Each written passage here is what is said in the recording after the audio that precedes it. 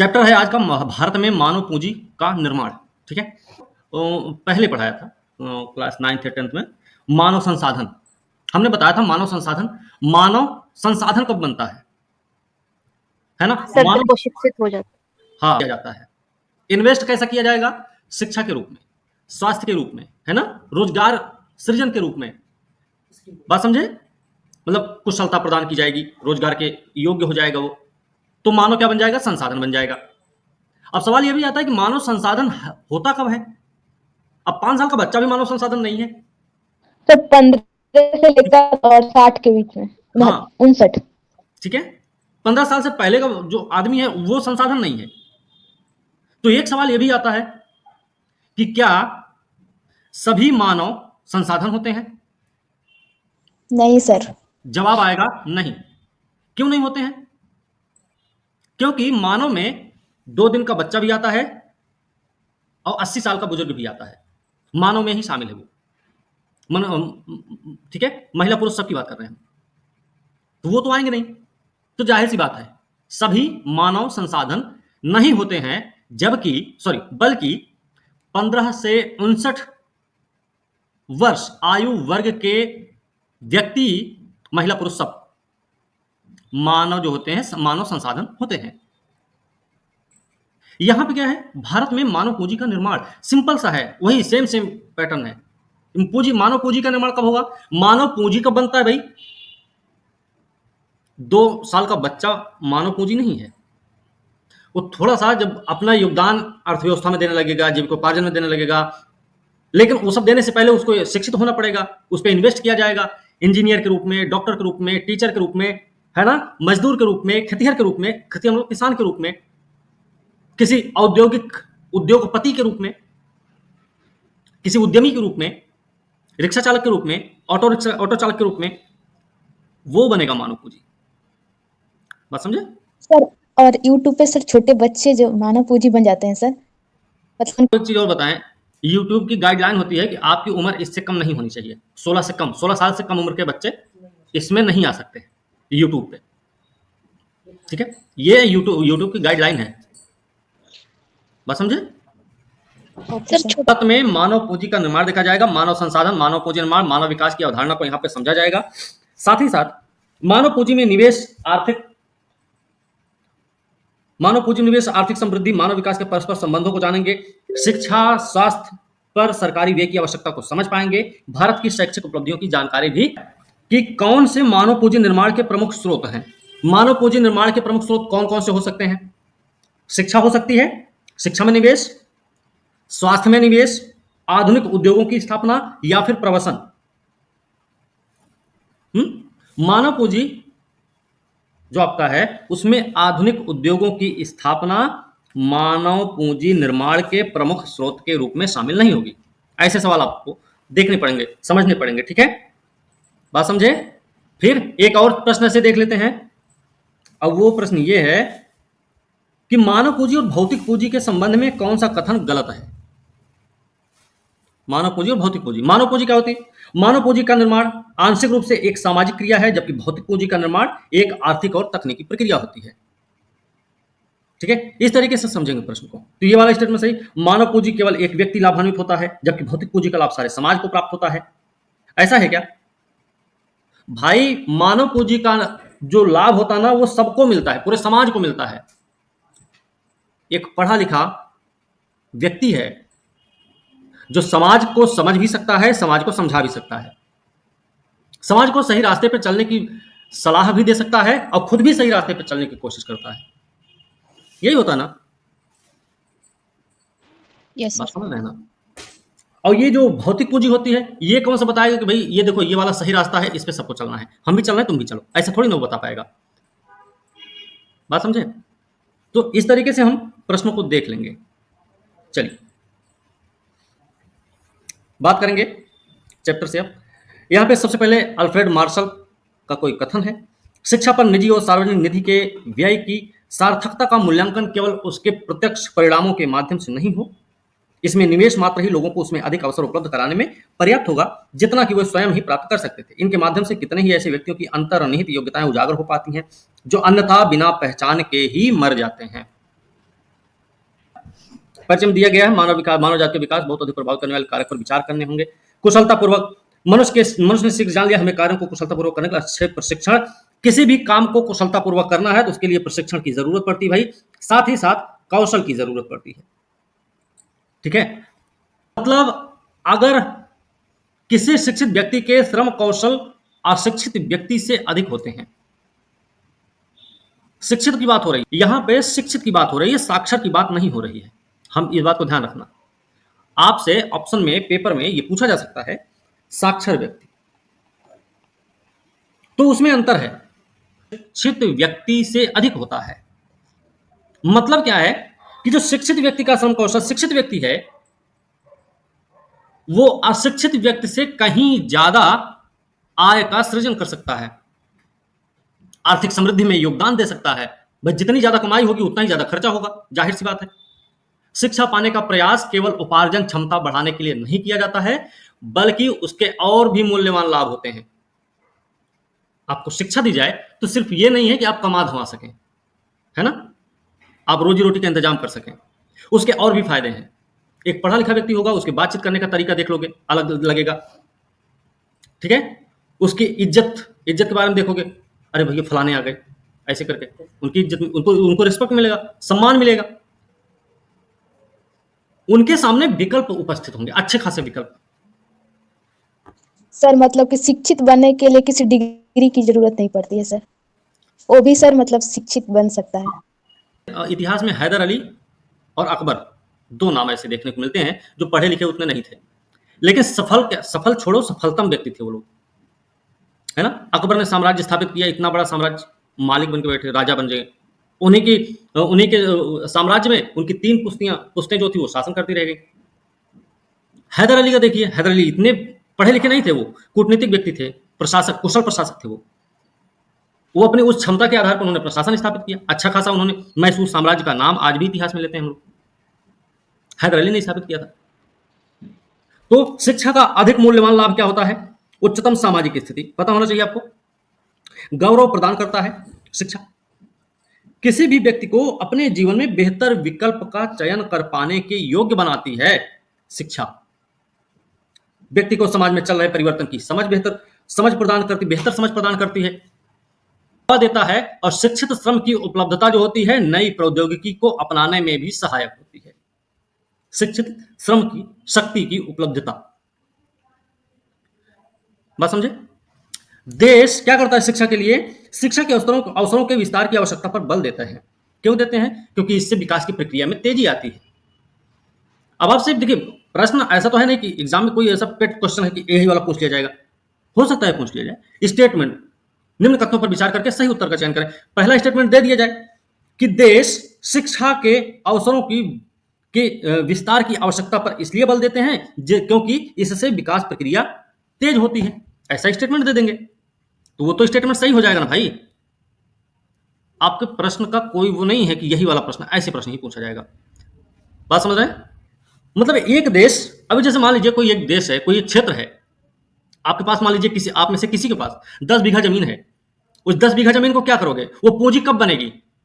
जब उसमें घास बड़ी बड़ी उगी रहेगी, तब उसमें बड़े बड़े या फिर उसमें धान, गेहूं, चना, मटर, सरसों, उड़द, मूंग, मसूर, ये सब उगा दोगे, गन्ना उन्ना खेती कर लोगे, तब खेती कर लेंगे, या कोई उद्योग लगा देंगे, या फिर मान लीजिए हम पशुपालन का व्यवसाय करना चाहते हैं, मुर्गी पालन का व्यवसाय, मतलब कुछ ऐसा अगर कर लेते हैं, उससे हमारी इनकम जनरेट होती है। घास से हमारी कोई इनकम जनरेट नहीं होगी, बल्कि जमीन अनुर्वर बन जाएगी। लेकिन उस 10 बीघा जमीन से अगर हमको इनकम जनरेट हमारे लिए हो रही है तो वो क्या है? हमारे लिए पूंजी है। बात समझे? उस 10 बीघा जमीन को हम अपनी पूंजी बनाने के लिए सबसे पहले हमको उसमें निवेश करना पड़ता है। भाई खेती करोगे तो पहले पैसा लगाना पड़ेगा, कुछ भी काम उसमें करना है तुम्हें, पहले पैसा लगाओ। सेम बात है, कोई स्टूडेंट है, कोई मनुष्य है, पूंजी कब बनेगा? मान लीजिए एक छात्र है, तो छात्र क्या हुआ? अभी तो छात्र ही है ना, वो कोई पूंजी नहीं है अभी। डॉक्टर, नर्स, इंजीनियर, ऑफिसर, अध्यापक, कुछ भी बन जाए वो क्या है? किसान के रूप में, मजदूर के रूप में, ऑटो ड्राइवर, रिक्शा चालक, bus driver, truck driver, railway driver, जो भी होंगे वो सब कौन होंगे? मानव पूंजी होंगे। उनसे पहले, उनको पूंजी बनाने से पहले उन पर निवेश किया गया। किसके रूप में किया गया? शिक्षा के रूप में किया गया, प्रशिक्षण के रूप में किया गया, उनके स्वास्थ्य को बढ़ावा देने के लिए, स्वास्थ्य को ठीक रखने के लिए निवेश किया गया, उनके पोषण को बरकरार रखने के लिए निवेश किया गया। तो बात हमको एक चीज समझ में आ गई कि अगर मानव को पूंजी बनाना है तो पहले उसमें निवेश करना पड़ेगा। निवेश कितने तरीके से कर सकते हैं? शिक्षा के रूप में, स्वास्थ्य के रूप में, पोषण के रूप में, प्रशिक्षण के रूप में। बात क्लियर हुई? ध्यान रखना। Okay sir. समाज को सबसे पहले पर्याप्त मात्रा में मानव पूंजी की जरूरत है, जो ऐसे योग्य व्यक्तियों के रूप में अधिक होती है जो पहले स्वयं प्रशिक्षित हो चुके हों और प्रोफेसर आदि के रूप में कार्य करने योग्य हों। मतलब समाज में मानव पूंजी की तो जरूरत है, लेकिन जरूरत, अब जैसे मान लीजिए एक व्यक्ति है, पढ़ा लिखा तो है, प्रशिक्षित नहीं है, शिक्षित है सिर्फ वो प्रशिक्षित नहीं। प्रशिक्षित होने का मतलब है कि वो पढ़े लिखे तो लिया है, लेकिन उसको इस बात की समझ नहीं है कि समाज में क्या चल रहा है, समाज में कैसे रहना चाहिए, कैसे किसके साथ कौन सा व्यवहार करना चाहिए, कौन हमारा क्या लगता है, समाज में किन किन चीजों को ना करने की सलाह दी जाती है। अगर उसको इन सब चीजों को पता नहीं है तो उसके शिक्षित होने का कोई फायदा नहीं है। उसको शिक्षित होने के साथ साथ प्रशिक्षित भी होना चाहिए इस बात के लिए। बात समझे? तो जो प्रशिक्षित व्यक्ति है या जो पहले से टीचर टाइप का है, डॉक्टर टाइप का है, इंजीनियर टाइप का है, अभी आप देखें कि एक लड़का है गांव में जो एमबीबीएस कर रहा है, अभी पढ़ाई कर रहा है। एक दूसरा बच्चा है जो डॉक्टर बन चुका है, डॉक्टर ऑलरेडी हो चुका है। दोनों के सम्मान में अंतर देखने को मिल जाएगा आपको। Yes sir. जो पढ़ने वाला है उससे कौन मिलेंगे?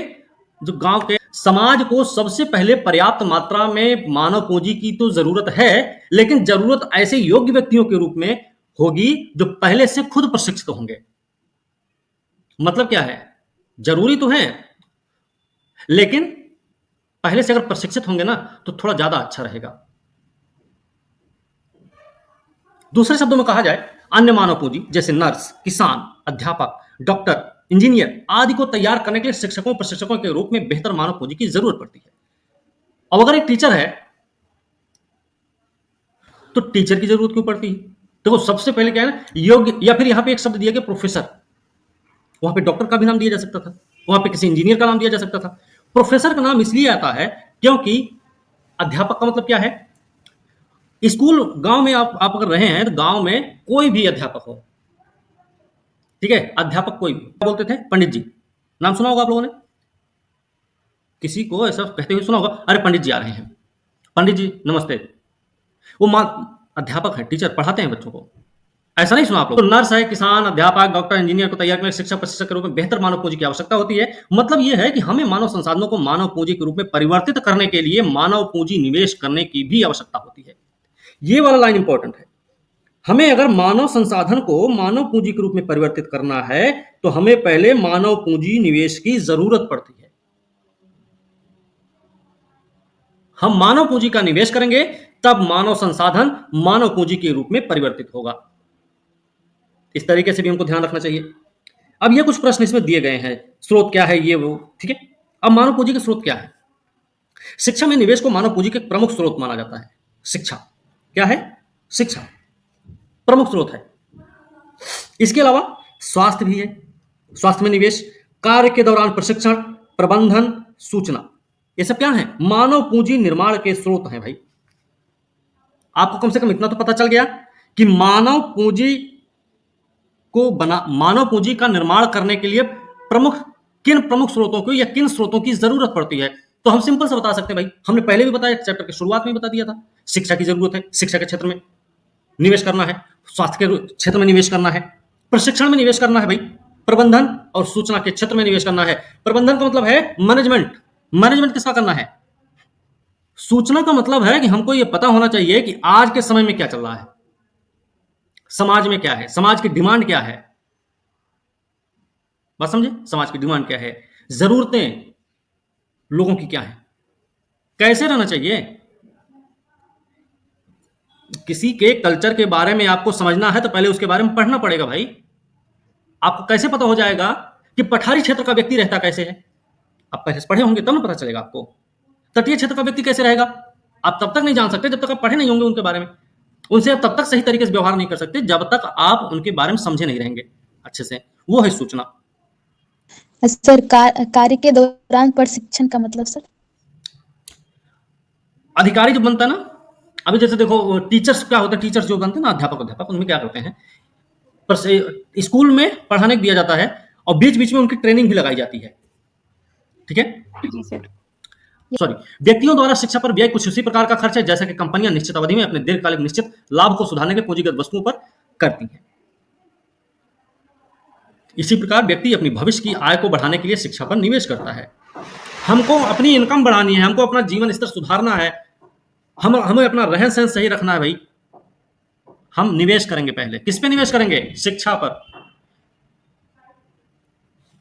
शिक्षा की भांति ही स्वास्थ्य को भी किसी व्यक्ति के साथ साथ देश के विकास के लिए महत्वपूर्ण आगत माना जाता है। आगत का मतलब क्या है भाई? निवेश। सर देना होता है ना? आगत का मतलब है निवेश। ठीक है, आप ये आपसे प्रश्न पूछ लिया जाए कि मानव पूंजी निर्माण के लिए प्रमुख आगत कौन कौन से हैं, तो आप ये मत सोचना कि आगत क्या है, आगत तो बताइए नहीं किए थे अभी तक। आगत मतलब निवेश। किसमें निवेश करेंगे? शिक्षा के मामला में, स्वास्थ्य के मामला में, कार्य प्रशिक्षण के मामला में, प्रबंधन के मामला में, सूचना के मामला में। ये है इनकी आगत। मानव पूंजी का निर्माण करना है, ये इन सब आगतों को अपनाना पड़ेगा हमें। ठीक है ना? चल, किसी भी कार्य को अच्छी तरह से कौन कर सकता है? एक बीमार व्यक्ति या एक स्वस्थ व्यक्ति? एक बीमार व्यक्ति थोड़ी देर काम करे, खो खो करेगा, लेट जाएगा, आराम करेगा, थक जाएगा, है ना। लेकिन एक स्वस्थ व्यक्ति होगा तो 8 घंटा अपनी ड्यूटी निभाएगा बढ़िया। दोनों में अंतर है। बीमार व्यक्ति नहीं काम कर सकता उतना अच्छे से। चिकित्सा सुविधाओं के सुलभ नहीं होने पर एक बीमार श्रमिक कार्य से विमुख रहेगा। अगर आपके यहाँ स्वास्थ्य व्यवस्था अच्छी नहीं है तो एक जो बीमार व्यक्ति है, जिसकी तबीयत खराब है, वो काम नहीं पा सकता। काम पा भी जाएगा तो काम कर नहीं पाएगा। क्यों नहीं कर पाएगा भाई? बीमारी से नहीं उसको फुर्सत मिलेगी तो काम कहां से करेगा? अब अगर बीमार व्यक्ति काम नहीं करता है, मतलब मान लीजिए एक क्षेत्र है, वहां पे 10 लोग हैं, 10 में से 7 लोग मान लो काम करने के लायक हैं, 7 में से 5 ऐसे हैं जो बीमार रहते हैं हमेशा और कोई स्वास्थ्य की अच्छी सुविधा नहीं है, तो ये स्थिति और खराब है। अभी 7 में से सिर्फ 2 लोग काम करने वाले हैं, तो दोनों लोग कमाएंगे कितना? मान लो 20 रुपया कमा रहे हैं। अब अगर ये 5 लोग भी स्वस्थ हो जाते तो कितना मिलता? तो 70 रुपया कमाते, 50 ये भी तो कमा लेते ना, तब 70 रुपया कमाते। मतलब क्या है? अगर लोग बीमार हैं, बीमार श्रमिक हैं, तो वो रोजगार विमुख तो होंगे ही, साथ ही साथ उस क्षेत्र की उत्पादकता में भी कमी आएगी। बात समझे? उस क्षेत्र की उत्पादकता में भी कमी आएगी। मतलब क्या है? मतलब है कि स्वास्थ्य पर व्यय मानव पूंजी के निर्माण का एक महत्वपूर्ण स्रोत है। ठीक हुआ? ओके, समझ गई? चलते हैं। प्रतिषेधी आयुर्विज्ञान मतलब टीकाकरण, चिकित्सीय आयुर्विज्ञान, बीमारियों के क्रम में उसकी चिकित्सा। चिकित्सीय आयुर्विज्ञान का मतलब क्या हुआ? तो आपको पता होना चाहिए चिकित्सीय आयुर्विज्ञान। देखो, प्रश्न अब ये नहीं होगा कि भाई ये वाला प्रश्न नहीं पूछा जाएगा, हो सकता है पूछ लिया जाए चिकित्सीय आयुर्विज्ञान क्या है। तो चिकित्सीय आयुर्विज्ञान क्या है? बीमारियों के क्रम में उसकी चिकित्सा, वो है चिकित्सीय आयुर्विज्ञान। प्रतिषेधी आयुर्विज्ञान क्या है? तो टीकाकरण से संबंधित है। सामाजिक आयुर्विज्ञान किससे संबंधित है? तो स्वास्थ्य संबंधी साक्षरता या फिर ज्ञान का प्रसार। क्यों कहा जाता है साफ सफाई का ध्यान रखो? है क्यों कहा जाता है झाड़ू वाड़ू मारते रहो भाई? क्यों कहा जाता है पानी गंदा पानी मत रखना घर में? ये बताने की जरूरत है क्या किसी को? अरे आदमी को खुद सोचना चाहिए भाई, साफ सफाई रखेंगे आस पड़ोस में, हमको ही सांस लेने में दिक्कत नहीं होगी। इसको भी हमको बताना पड़ता है। वो सामाजिक आयुर्विज्ञान है। तो यहां पर एक चीज और समझ में आ गया हमको कि जो आयुर्विज्ञान जैसा एक शब्द यूज किया जा रहा है बार बार, ये कहीं ना कहीं स्वास्थ्य से संबंधित मामला है। स्वास्थ्य से संबंधित मतलब हमारे शरीर का स्वस्थ होना जरूरी है, साथ ही साथ हमारे समाज का भी स्वस्थ होना जरूरी है। तो समाज के स्वस्थ होने की बात हो रही है वहां पे, और एक तरफ शरीर के स्वस्थ होने की बात हो रही है। बात समझ रहे हैं? तो आयुर्विज्ञान हमको पता चला क्या है, और चिकित्सीय आयुर्विज्ञान, प्रतिषेधी आयुर्विज्ञान और सामाजिक आयुर्विज्ञान क्या है वो भी हमको पता हो गया। तो हमको ध्यान रखना है ये वाले सब आयुर्विज्ञान है क्या। साथ ही साथ स्वच्छ पेय जल का प्रावधान मतलब स्वास्थ्य व्यय के विभिन्न रूप हैं। स्वास्थ्य पर किया गया व्यय स्वस्थ श्रम बल की पूर्ति को प्रत्यक्ष रूप से बढ़ाता है, और इसी कारण यह मानव पूंजी निर्माण का एक स्रोत है। कथन और कारण के रूप में आपसे प्रश्न पूछा जा सकता है। कथन हो जाए कि स्वास्थ्य पर किया गया व्यय स्वस्थ श्रम बल की पूर्ति को प्रत्यक्ष रूप से बढ़ाता है। ये कारण हो जाए कि यह मानव पूंजी निर्माण का एक स्रोत है। तो क्या कथन और कारण तो सही है, तो क्या कारण कथन की व्याख्या करेगा? तो नहीं उत्तर सर। आएगा नहीं करेगा। क्यों नहीं करेगा?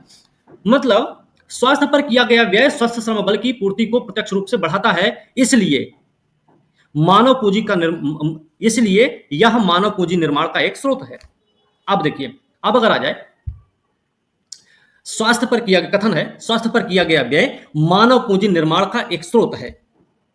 कारण में आ जाए कि यह स्वस्थ श्रम बल की पूर्ति को प्रत्यक्ष रूप से बढ़ाता है।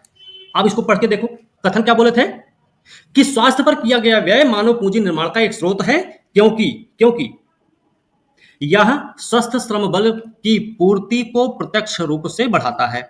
अब क्या होगा? कारण कथन की व्याख्या भी करेगा, है ना? जी सर। बात समझ में आई? यस इस सर। तरीके से ध्यान रखना अपने को, ठीक है? ठीक है। फर्में अपने कर्मचारियों के कार्यस्थल पर प्रशिक्षण में व्यय करती हैं। इसके कई तरीके हो सकते हैं। फर्म के अपने कार्यस्थान पर ही पहले से काम को जानने वाले कुशल कर्मी कर्मचारियों को काम सिखा सकते हैं। ठीक है। दूसरा, कर्मचारियों को किसी अन्य संस्थान या स्थान में प्रशिक्षण पाने के लिए भेजा जा सकता है। अब आपसे यह सवाल हो सकता है कि फर्में या कंपनियां अपने कर्मचारियों के कार्यस्थल पर प्रशिक्षण से संबंधित कितने प्रकार से व्यय करती हैं? तो हमको भैया पता हो गया, दो तरीके से करती हैं। कैसे करती हैं? एक तो ये करती है कि उसी कंपनी में जहां पे व्यक्ति काम कर रहा है वहीं पे प्रशिक्षण दिया जाता है, ट्रेनिंग दी जाती है। चलो भैया, जो कुशल कर्मी है, जो पहले से प्रशिक्षण प्राप्त कर चुका है, उससे बोला जाए भैया ट्रेनिंग दो, इनको समझाओ थोड़ा सा। आपने कभी काम तो किया नहीं किसी कंपनी में, लेकिन आप जब किसी कंपनी में से जाते हैं काम करने ना, तो किसी सीनियर से बोला जाता है, अरे इनको काम सिखाओ यार, थोड़ा सा इनको काम सिखा दो भाई, ये भी नए नए आए हैं। एक तो ये होता है। दूसरा क्या होता है कि वो कंपनी का किसी दूसरी संस्था से समझौता रहता, संधि रहती है कि भाई हमारे यहाँ के लोगों को ट्रेनिंग देनी है आपको। बात समझे? तो कितने तरीके से प्रशिक्षण देते हैं ये लोग? दो तरीके से, एक तो अपनी कंपनी में, एक तो दूसरी संस्था में। मतलब हम बोले तो स्वस्थानीय प्रशिक्षण और दूसरा बोले तो बाह्य स्थानीय प्रशिक्षण। बात समझ में आया? स्वस्थानीय का मतलब अपनी कंपनी में प्रशिक्षण देगा, बाह्य स्थानीय का मतलब दूसरी संस्था में प्रशिक्षण दिलवाएगा। दोनों ही विधियों में फर्म अपने कर्मचारियों के प्रशिक्षण का कुछ व्यय वहन करती हैं। थोड़ा बहुत देंगी भाई, प्रशिक्षण पैसा तो देना, खर्च करना पड़ेगा। वह कर्मचारी एक निश्चित अवधि तक अवश्य फर्म के पास ही कार्य करें। इसी कारण से फर्म इस बात पर बल देगी कि प्रशिक्षण के बाद वे कर्मचारी एक निश्चित अवधि तक अवश्य फर्म के पास ही काम करें। इस प्रकार फर्म उनके प्रशिक्षण पर किए गए व्यय की उगाही अधिक उत्पादकता से हुए लाभ के रूप में कर पाने में सफल रहती है। कोई भी कंपनी आपको जो प्रशिक्षण देती है, तो आप उम्मीद रखती है कि जिसको हम प्रशिक्षण ट्रेनिंग दे रहे हैं वो हमारे यहाँ कुछ दिन काम करे, और वो काम करा के अपना लाभ वसूलना चाहती है। फिर लाभ वसूल लेगी, उसके बाद आप चाहे जहां जा सकते, कोई दिक्कत नहीं। कार्य के दौरान प्रशिक्षण पर किया गया व्यय भी इस दृष्टि से मानव पूंजी का स्रोत बन जाता है। अब आपको समझ में आया कि कार्य के दौरान प्रशिक्षण पर व्यय करके कैसे मानव पूंजी का निर्माण किया जाता है। ये फर्म का जो एग्जाम्पल दिया गया वो इसी बेस पर दिया गया कि कार्य के दौरान प्रशिक्षण कैसे दिया जाएगा। बात समझे? तो कार्य के दौरान प्रशिक्षण दो तरीके से दिया जाता है, स्वस्थानीय और बाह्य स्थानीय, अपनी कंपनी में, दूसरी संस्था में भी। बात समझ में आ गया? जी सर। Yes sir. ऐसे खर्च की तुलना में श्रम उत्पादकता में वृद्धि से हुए लाभ कहीं अधिक होते हैं। ठीक है। व्यक्ति अपने मूल स्थान की आय से अधिक आय वाले रोजगार की तलाश में पलायन करते हैं। भारत में ग्रामीण क्षेत्रों से शहरों की ओर प्रवासन मुख्यतः गांव में बेरोजगारी के कारण ही होता है। ठीक है। क्यों होता है? भारत में ग्रामीण क्षेत्रों से शहरों की ओर प्रवासन मुख्यतः गांव में बेरोजगारी के कारण होता है। गांव से लोग शहर में क्यों भागते हैं?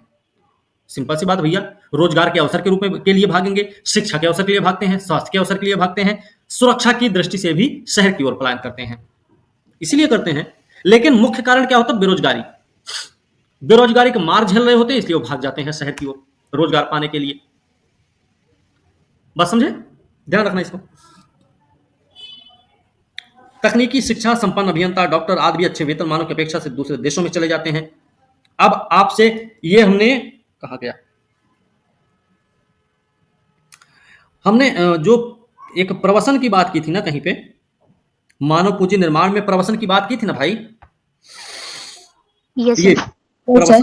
ये प्रवसन या पलायन, रोजगार की तलाश में। तो प्रवसन आदमी क्यों करता है? रोजगार की तलाश में, अच्छे रोजगार की तलाश में, अच्छे वेतन की तलाश में। गांव में कोई अपने गांव में, अपने घर के बगल में कोई मजदूरी करता है तो उसको 200, 250, 300 रुपया मिलेगा, 400 रुपया मिलेगा, वो भी उधार, है ना? अरे आज नहीं, कल ले लेना, क्या जान खाए पड़े हो भाई, तुम्हारा इतना ही तो है, दे देंगे, हम भागे कहाँ जा रहे हैं? अरे गांव के व्यक्ति हैं भाई, हम पड़ोसी हैं तुम्हारे। वो बेचारा पड़ोसी पड़ोसी के चक्कर में खाने के लाले पड़े रहेंगे, उसको वो कुछ कर भी नहीं पाएगा।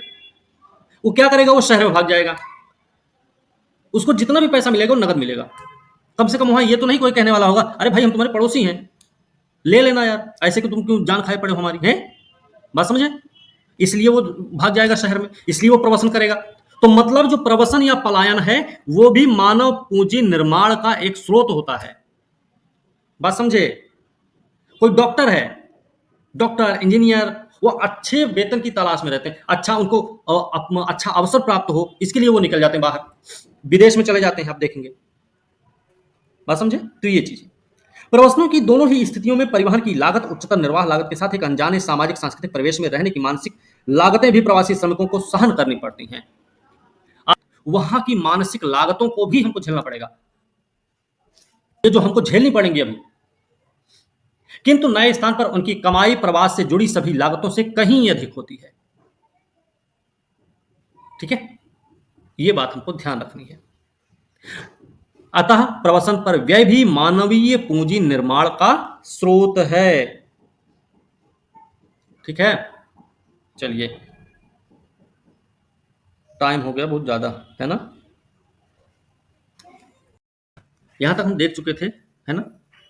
आज हम उसके आगे देखेंगे, मतलब कि मानव पूंजी के निर्माण के प्रमुख स्रोत क्या होते हैं, ये हम सबने जाना है। ठीक है, प्रवसन कैसे मानव पूंजी निर्माण के स्रोत के रूप में काम करता है ये हमको पता हो गया है, शिक्षा, स्वास्थ्य, बाकी सारी चीजें। ठीक है, व्यक्ति जो है ना, श्रम बाजार या फिर दूसरा बाजार, यहाँ का मतलब दूसरा बाजार में जो हमने शिक्षा और स्वास्थ्य को अंडरलाइन किया है, इसका मतलब ये है कि ये दोनों श्रम बाजार में नहीं आते हैं। ठीक है, इतना याद रखना। से संबंधित सूचनाओं को प्राप्त करने के लिए व्यय करते हैं। जो आदमी होता है, जो व्यक्ति है, वो सूचनाओं को प्राप्त करने के लिए भी व्यय करता है, वो जानने की कोशिश भी करता है कि विभिन्न प्रकार के कामों में वेतन क्या है। ठीक है, या फिर शैक्षिक योग्यता उसकी क्या है, या फिर उसके जैसे कि अर्हता के बारे में पता चलता है, हम पता करते हैं। उसमें एक और भी है कि संस्थाओं के बारे में भी पता रहे भाई संस्थाएं कौन कौन सी हैं। ठीक है, संस्थाओं के सही प्रकार के कौशल में प्रशिक्षण दे रही, किस लागत पर दे रही है, ये भी। ये सब जो जानकारी है ना, मानव पूंजी में निवेश करने से प्राप्त मानव पूंजी के भंडार का सदुपयोग करने की दृष्टि से बहुत उपयोगी होती हैं। अब आपको अगर पता नहीं है, ठीक है, श्रम बाजार और अन्य बाजारों के विषय में जानकारी प्राप्त करने पर किया गया व्यय भी मानव पूंजी निर्माण का स्रोत होता है। भौतिक पूंजी की अवधारणा के आधार पर ही मानव पूंजी के वैचारिक आधार की रचना की गई है। एक सिंपल सा प्रश्न बन सकता है आपसे कि मानव पूंजी के वैचारिक आधार की रचना किस पर आधारित है? तो आपको क्या पता चला? भौतिक पूंजी की अवधारणा पर, है ना? बात क्लियर है? थोड़ा सा इसको इस तरीके से याद रखना है अभी, क्योंकि ऊपर हमने एक ब्रैकेट डिब्बा छोड़ रखा है, ये भौतिक और मानव पूंजी के बारे में। भौतिक और मानव पूंजी के बारे में बात करेंगे तो भौतिक जब शब्द आता है ना, तो भौतिक का मतलब हो जाता है कहीं ना कहीं वस्तु, है ना? भौतिक मतलब वस्तु। आपके पास एक पेन है, आपकी वस्तु है, भौतिक वस्तु है ना? भौतिक पूंजी है, ट्रक है, घर है, ये सब क्या है? अब एक है मानव पूंजी। मानव पूंजी क्या है? ये छिपी हुई है, ये दिखता है भौतिक पूंजी और ये दिखता नहीं है, दोनों में ये अंतर है सबसे बड़ा। अगर आप देखेंगे तो भौतिक पूंजी का जो मालिक होता है ना, वो जरूरी नहीं है कि हमेशा उसके साथ रहेगा, बात समझे? लेकिन मानवीय पूंजी में ये कंफर्म है और ये जरूरी है कि उसका मालिक हमेशा उसके साथ रहेगा। अरे आपका दिमाग आपसे अलग थोड़ी हटके जा सकता है, ऐसा हो सकता है क्या? नहीं हो सकता। ट्रक का सर मालिक, तो हमारी बॉडी भी मानव पूंजी है। हाँ, जैसे बॉडी मानव पूंजी नहीं है, उस शरीर में जैसे दिमाग भी है तुम्हारे, है ना? सोचने की क्षमता, समझने की क्षमता, ये जो चीजें दिख रही है ना, ये सब होती मानव पूंजी। शरीर का क्या है, बात समझे? शरीर मानव पूंजी तब तक नहीं बनता है जब तक उनमें इन्वेस्टमेंट नहीं होता, ठीक है, बात समझे? निवेश जब तक नहीं किया जाएगा तब तक ऐसा नहीं होता है। ओके, चलो तो देखते हैं, दोनों ही प्रकार की जो पूंजी होती है वो कैसी होती है? सुविचारित निवेश निर्णय का परिणाम होती है। दोनों ही जो पूंजी है सुविचारित निवेश निर्णय का परिणाम है। भौतिक पूंजी में क्या किया जाता है? निवेश का निर्णय अपने ज्ञान के आधार पर लिया जाता है। भौतिक पूंजी में निवेश का जो निर्णय होता है वो ज्ञान के आधार पर लिया जाता है, ठीक है। इस संबंध में उद्यमी के पास अनेक प्रकार के निवेश विकल्पों की आंतरिक प्रतिफल दर का आकलन कर पाने का ज्ञान होता है। व्यक्ति है ना, कितना घाटा, कितना फायदा, कितना निवेश होगा, बात समझे? सब कुछ जोड़ लेगा, आकलन आंकड़ा एक निकाल लेगा नॉर्मल सा, फिर उसके बाद निवेश की तरफ आगे बढ़ेगा फिर, ठीक है। तो ये क्या है? विवेक आधारित निवेश करता है। भौतिक पूंजी का स्वामित्व उस व्यक्ति के सुविचारित निर्णय का परिणाम होता है। मतलब भौतिक पूंजी निर्माण मुख्यतः एक आर्थिक और तकनीकी प्रक्रिया है। जो भौतिक पूंजी है ना, उसका जो स्वामित्व होता है वो उस व्यक्ति के द्वारा लिए गए निर्णय पर आधारित है। मतलब अब मानव पूंजी की बात करें तो इसमें व्यक्ति के जीवन के उस अवधि में होता है इसका निर्माण जब वह यह निर्णय लेने में असमर्थ होता है कि क्या वह अपनी आमदनी को अधिक कर पाएगा या फिर नहीं कर पाएगा, ठीक है। मतलब ये उस समय ज्यादा महत्वपूर्ण है जब वो इस ऊहापोह में रहेगा कि हमारी आमदनी ज्यादा होगी या कम होगी, या कभी आगे बढ़ेगी कि नहीं बढ़ेगी। उस स्थिति में ज्यादा महत्वपूर्ण होता है, ठीक है। बच्चों की शिक्षा और स्वास्थ्य सुविधाओं से संबंधित निर्णय उनके अभिभावक और समाज ही करते हैं। उच्चतर स्तरों पर मानव पूंजी में निवेश संबंधी निर्णय को प्रभावित करते कौन है? तो जो शिक्षाविद होते हैं और जो समाज होते हैं। शिक्षाविद का मतलब क्या है? ठीक है, शिक्षाविद का मतलब जो वहां पे पढ़ाने वाले टीचर्स हैं उनकी भूमिका होती है। फिर भी इस स्तर पर मानव पूंजी निर्माण विद्यालय स्तर पर मानव पूंजी निर्माण पर निर्भर करता है। कोई मकान बनाना है उसकी पहले नींव मजबूत होनी चाहिए, उसके ऊपर फिर चाहे जितना मंजिला आप लाते चले जाओ कोई दिक्कत नहीं होगी। लेकिन अगर उसकी नींव कमजोर है तो हो सकता है वो एक ही मंजिला को नहीं झेल सकता, ठीक है। तो यहां पे यही बताने का इनका मतलब है कि जो ये महाविद्यालय या विश्वविद्यालय स्तर पर मानव पूंजी का निर्माण है वो निर्भर करता है कि उसका विद्यालय स्तर पर पूंजी निर्माण कैसा हुआ। मतलब समझे कि विद्यालय स्तर पर अगर वो उसकी पढ़ाई अच्छी खासी हुई है, कक्षा 1 से 5 तक की बात कर रहे हैं, ठीक है। मानव पूंजी निर्माण आंशिक रूप से, ध्यान रखना, मानव पूंजी निर्माण आंशिक रूप से सामाजिक प्रक्रिया है और आंशिक रूप से मानव पूंजी को धारण करने वालों के सुविचारित निर्णय का परिणाम भी है, ठीक है। सुविचारित निर्णय का परिणाम भी है। मतलब इनके कहने का है एक तो सामाजिक प्रक्रिया है, मानव पूंजी का निर्माण जो है एक सामाजिक प्रक्रिया है, समाज मानव को तैयार करता है। मानव पूंजी क्या है भाई? आंशिक रूप से एक सामाजिक प्रक्रिया है और आंशिक रूप से मानव पूंजी को धारण करने वालों का सुविचारित निर्णय का प्रतिफल भी है। आप जानते हैं बस जैसी भौतिक पूंजी के स्वामी को सदैव वहां उपस्थित नहीं रहना होगा। भौतिक पूंजी का जो मालिक होता है ना उसको उपस्थित नहीं होना होता है। जहां उसका वो भौतिक पूंजी है वहां पर उसके मालिक को उपस्थित नहीं होना होता, मतलब अनिवार्य नहीं है उसका उपस्थित होना वहां पे। जैसे बस है, यहां जो बस का एग्जांपल दिया, हम ट्रक का भी एग्जांपल दे सकते हैं। तो भौतिक पूंजी में जो मालिक है वो हमेशा उस जगह पर उपस्थित नहीं होता है जहां पर उनकी वो भौतिक पूंजी उपस्थित रहती है। लेकिन मानव पूंजी की अगर बात की जाए तो मानव पूंजी कौन है? मानव पूंजी है ड्राइवर, है ना। ड्राइवर ही तो है जिसने प्रशिक्षण लिया था, ट्रेनिंग ली थी गाड़ी चलाने की, गाड़ी चलाना उसने सीखा था, वो उस जगह पे उपस्थित रहेगा, वो मानव पूंजी है। बात समझे? मतलब मानव पूंजी जो होता है वो हमसे अलग नहीं है। हमारा जो मानव पूंजी है वो हमसे अलग नहीं है। आप हमारा दिमाग नहीं छीन सकते, कि छीन सकते हो? कोई नहीं छीन सकता। ठीक मतलब है। सर मानव द्वारा उत्पन्न की गई भौतिक पूंजी क्या होती है? दृश्यमान होती है। उसे किसी भी वस्तु की तरह बाजार में बेचा जा सकता है। आप ये मत बोलना, आप भी अपना दिमाग मतलब अपना जो कर्मठ है आपका, आप उसको बेच सकते हैं, लेकिन बेचता कौन है? अब यहाँ पे जैसे मान लीजिए भौतिक पूंजी है, भौतिक पूंजी को जब बाजार में बेचा जाएगा तो वो जब बिक गया आपका सामान, तो वो आपका नहीं रहा। जैसे वो ट्रक है, तो ट्रक को हमने क्या किया, किसी दूसरे के हाथ में बेच दिया, अब वो ट्रक हमारा नहीं है। बात समझे?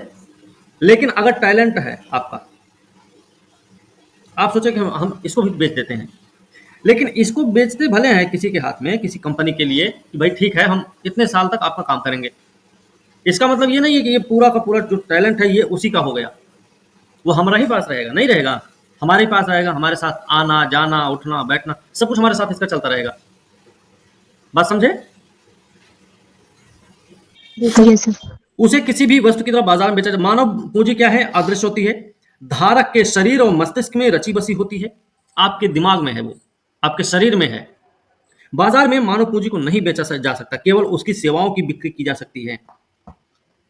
डॉक्टर अपनी सेवाओं की बिक्री करता है, फीस लेते हैं डॉक्टर साहब।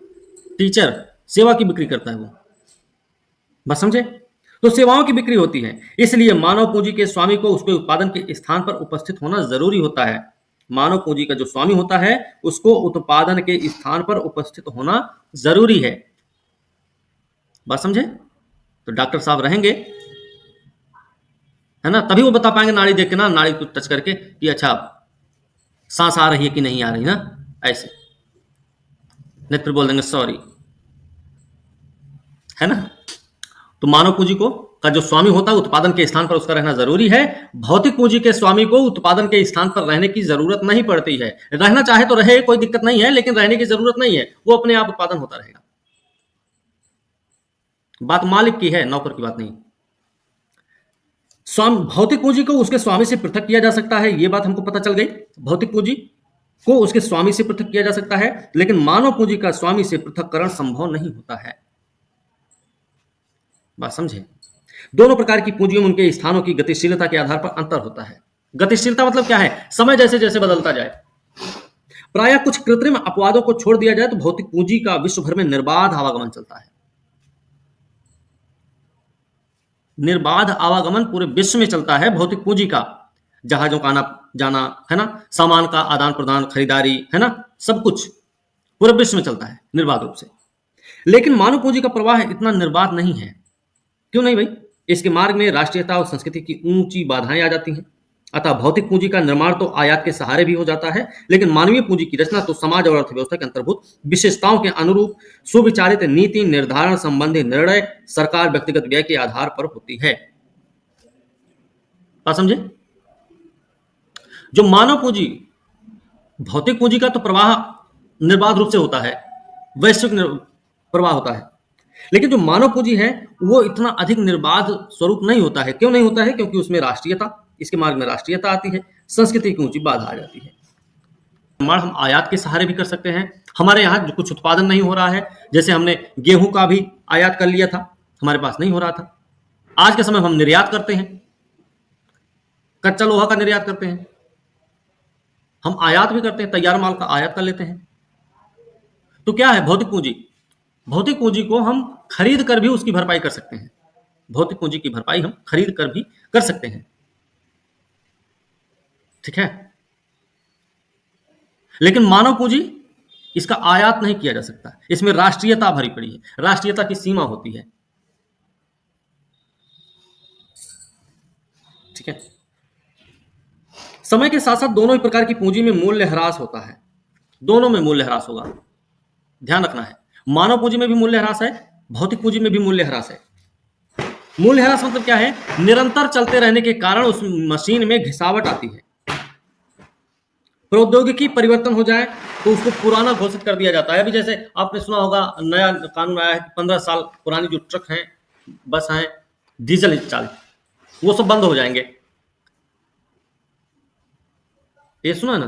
क्यों बंद होंगे? उनमें सीएनजी लगवा दो, अगर चलने लायक है, सीएनजी चलाने लायक है तो सीएनजी उसमें लगा के चलाओ, कोई दिक्कत थोड़ी ना, सरकार थोड़ी मना की। लेकिन डीजल वाला गाड़ी नहीं चलेगा यहाँ पे। बात समझे? तो किसी मशीन के सर निरंतर ऐसे प्रयोग से तो प्रौद्योगिकी परिवर्तन उसे पुराना घोषित करते हैं। मानव पूंजी में आयु के अनुसार मानव पूंजी में भी ह्रास होता है। जैसे जैसे उम्र बढ़ती जाती है वैसे वैसे उनमें भी ह्रास आने लगता है। लेकिन शिक्षण और स्वास्थ्य सेवा में निरंतर निवेश किया जाए तो उस ह्रास को काफी सीमा तक कम किया जा सकता है। तो ध्यान रखना, यह निवेश मानव पूंजी को प्रौद्योगिकी परिवर्तनों का सामना करने की योग्य भी बना देता है। हमको ध्यान में रखनी पड़ेंगे। यह निवेश मानव पूंजी प्रौद्योगिकी की सामना करने, किंतु भौतिक पूंजी में किसी भी प्रकार से ये थोड़ा सा याद रखना ऐसे स्टेटमेंट के रूप में, किसी भी प्रकार से प्रौद्योगिकी परिवर्तन का सामना करने की क्षमता नहीं आ पाती है। मानव पूंजी द्वारा सृजित हित लाभ के प्रवाह का स्वरूप भी भौतिक पूंजी से अलग होता है। मानव पूंजी द्वारा जो सृजित हित लाभ है वो भी भौतिक पूंजी से अलग होता है। भौतिक पूंजी का मतलब है आपके ट्रक की जो कमाई है या आपके स्कूल से जो आप कमाई मिल रही है, आपको इनकम आ रही है, वो कहाँ जा रही है? आप ही के पास आ रही है। आपका परिवार उसमें खा पी रहा है, आपका परिवार आराम से रह रहा है। लेकिन आपके मस्तिष्क जो एक मानव पूंजी है उसका फायदा पूरा समाज उठाता है। पता कैसे? आपको देख के 4 लोग अपने ही बच्चा को मारना चालू कर देंगे। अरे देखो उनका लड़का कितना बढ़िया से रहता है, कितना अच्छा है, कोई नशा पाती नहीं है, बहुत बढ़िया लड़का, वो पढ़ता, देखो दिन रात पढ़ता रहता है। अब तुम लोग हो कि दिन भर कंचा खेलते रहते हो, गुल्ली डंडा खेलते हो।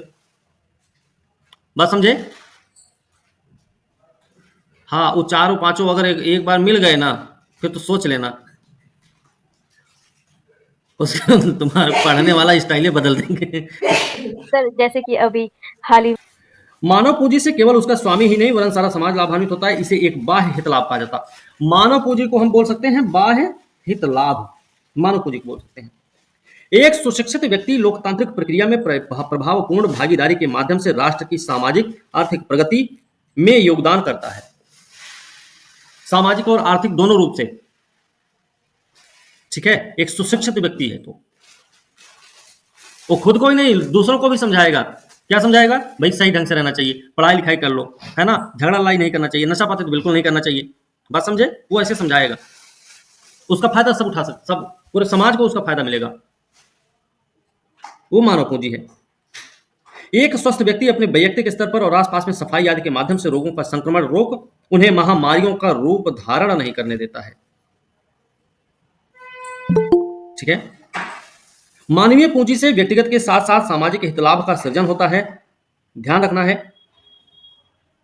किंतु भौतिक पूंजी तो प्रायः शब्द भी है भैया, वो भी याद रखना। भौतिक पूंजी प्रायः निजी लाभ को ही जन्म दे पाती है। इस पेन से, जो हमारे पास ये पेन है, इससे सिर्फ हम ही लिख रहे हैं, तो दूसरा नहीं लिख रहा। पूंजीगत पदार्थों के लाभ उन्हीं को मिल पाते हैं जो उनके द्वारा उत्पादित वस्तुओं और सेवाओं की कीमत चुका सकें।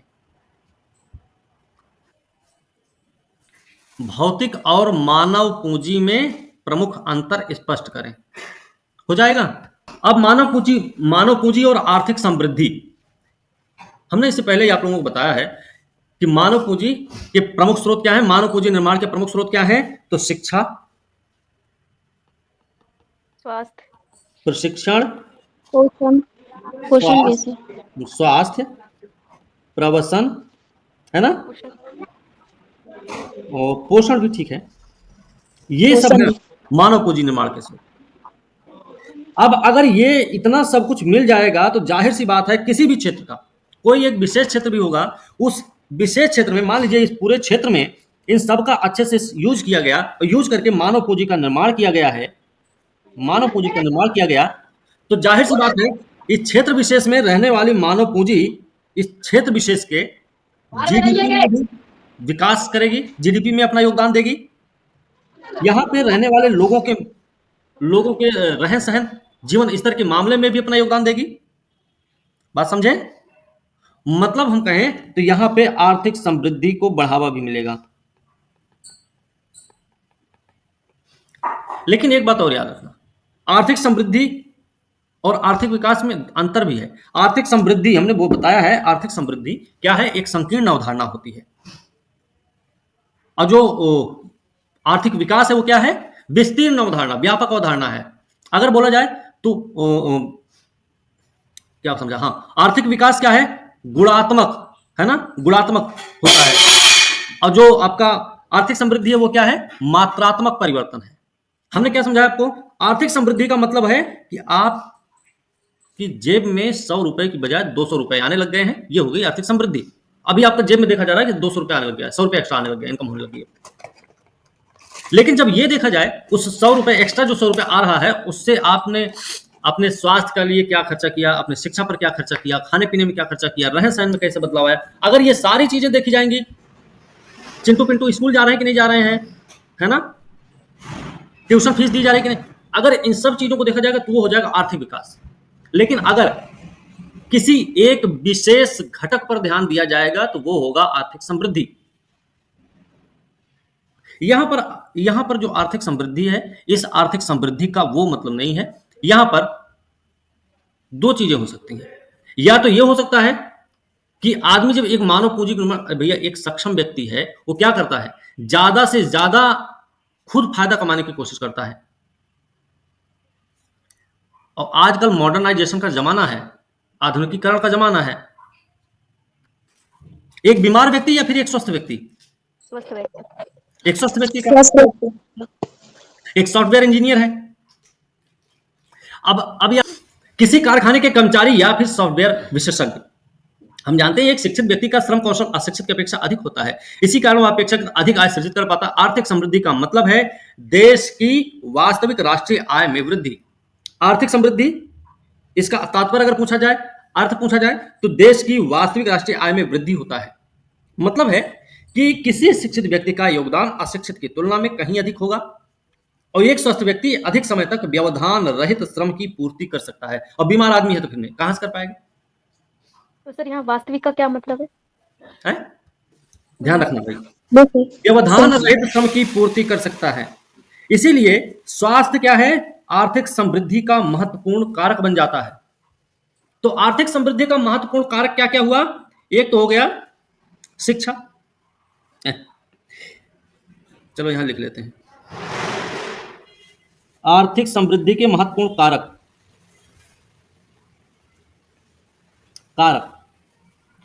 शिक्षा, स्वास्थ्य, और कुछ है? पोषण। प्रशिक्षण, पोषण भी रख लो, कोई दिक्कत नहीं है। पोषण। पोषण हो गया, स्वास्थ्य में पोषण आ ही जाएगा ना, इसको बार बार पोषण को चाहे पोषण रख दो चाहे स्वास्थ्य रख लो, कोई दिक्कत नहीं, ठीक है। इसके अलावा प्रवासन। श्रम बाजार, प्रवसन, ये सब क्या है? आर्थिक समृद्धि के कारक हैं। प्रवसन का मतलब हमने कल बताया था आप लोगों को कि प्रवसन का मतलब है एक आदमी अच्छे काम की तलाश में अपने गांव से बाहर निकल किसी शहर में पहुंच जाता है, अच्छी शिक्षा की तलाश में वो अपना गांव छोड़ के कहीं दूसरे शहर में चला जाता है, वहां पे अच्छा खासा अपनी जॉब करता है। लेकिन हमने एक चीज और बताया था, वो व्यक्ति अपने गांव से निकलकर जब शहर में जिस सोसाइटी में पहुंचता है, पहले वो खुद को उस सोसाइटी में रहने लायक बनाता है, और जब अपने आप को उस सोसाइटी में रहने लायक बनाएगा तो कुछ ना कुछ इन्वेस्टमेंट भी करेगा, निवेश करेगा, और जो निवेश करेगा वो क्या होगा? मानव पूंजी निर्माण का सोर्स बनेगा। ये हमने कल बताया था ना आप लोगों को। जी सर। जी सर। मानव पूंजी के भी यही कारक है ना? हाँ ओके सर। भाई, मानव पूंजी आर्थिक समृद्धि का एक महत्वपूर्ण अंग है ना। और मानव पूंजी कब मानव पूंजी बनेगा भाई? जब उस पर ये सारे निवेश किए जाएंगे, नहीं तो क्या होगा? नहीं तो बच्चा बोलेंगे उसको, है ना।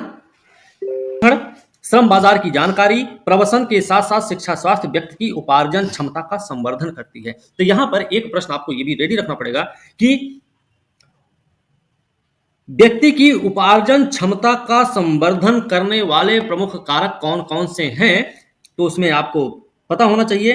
कार्य के दौरान ना याद रहे, प्रशिक्षण याद रखो, श्रम बाजार के बारे में याद रखो, प्रवसन है, शिक्षा है, स्वास्थ्य है, ये सब क्या है? उपार्जन क्षमता का संवर्धन करते हैं ये सभी मिलके। ओके, मानव की संवर्धित उत्पादकता या मानव पूंजी न केवल श्रम की उत्पादकता को बढ़ाती है, बल्कि यह साथ ही साथ परिवर्तन को प्रोत्साहित कर नवीन प्रौद्योगिकी को आत्मसात करने की क्षमता भी विकसित करती है। मतलब समझ रहे हैं? मतलब यह है, आप वैज्ञानिक प्रगति को शिक्षा, समाज में परिवर्तन और वैज्ञानिक प्रगति को समझ पाने की क्षमता प्रदान करती है। शिक्षा एक माध्यम है जिससे आविष्कार नव परिवर्तनों में सहायता मिलती है। इसीलिए शिक्षित श्रम शक्ति की उपलब्धता नवीन प्रौद्योगिकी को अपनाने में सहायक होती है। हमको याद रखना चाहिए, शिक्षित श्रम शक्ति की उपलब्धता नवीन प्रौद्योगिकी को अपनाने में सहायक होती है। ठीक है ना? आपसे प्रश्न पूछा जा सकता है कथन के रूप में कि शिक्षा समाज में परिवर्तन और वैज्ञानिक प्रगति को समझ पाने की क्षमता प्रदान करती है। कारण आ जाए कि शिक्षित श्रम शक्ति की उपलब्धता नवीन प्रौद्योगिकी को अपनाने में सहायक होती है। तो इस स्थिति में क्या क्या सही होगा, क्या गलत होगा इसमें? दोनों सही है, कारण और कथन दोनों सही है सर। क्या कारण कथन की व्याख्या भी कर रहा है? यस। नहीं कर रहा है।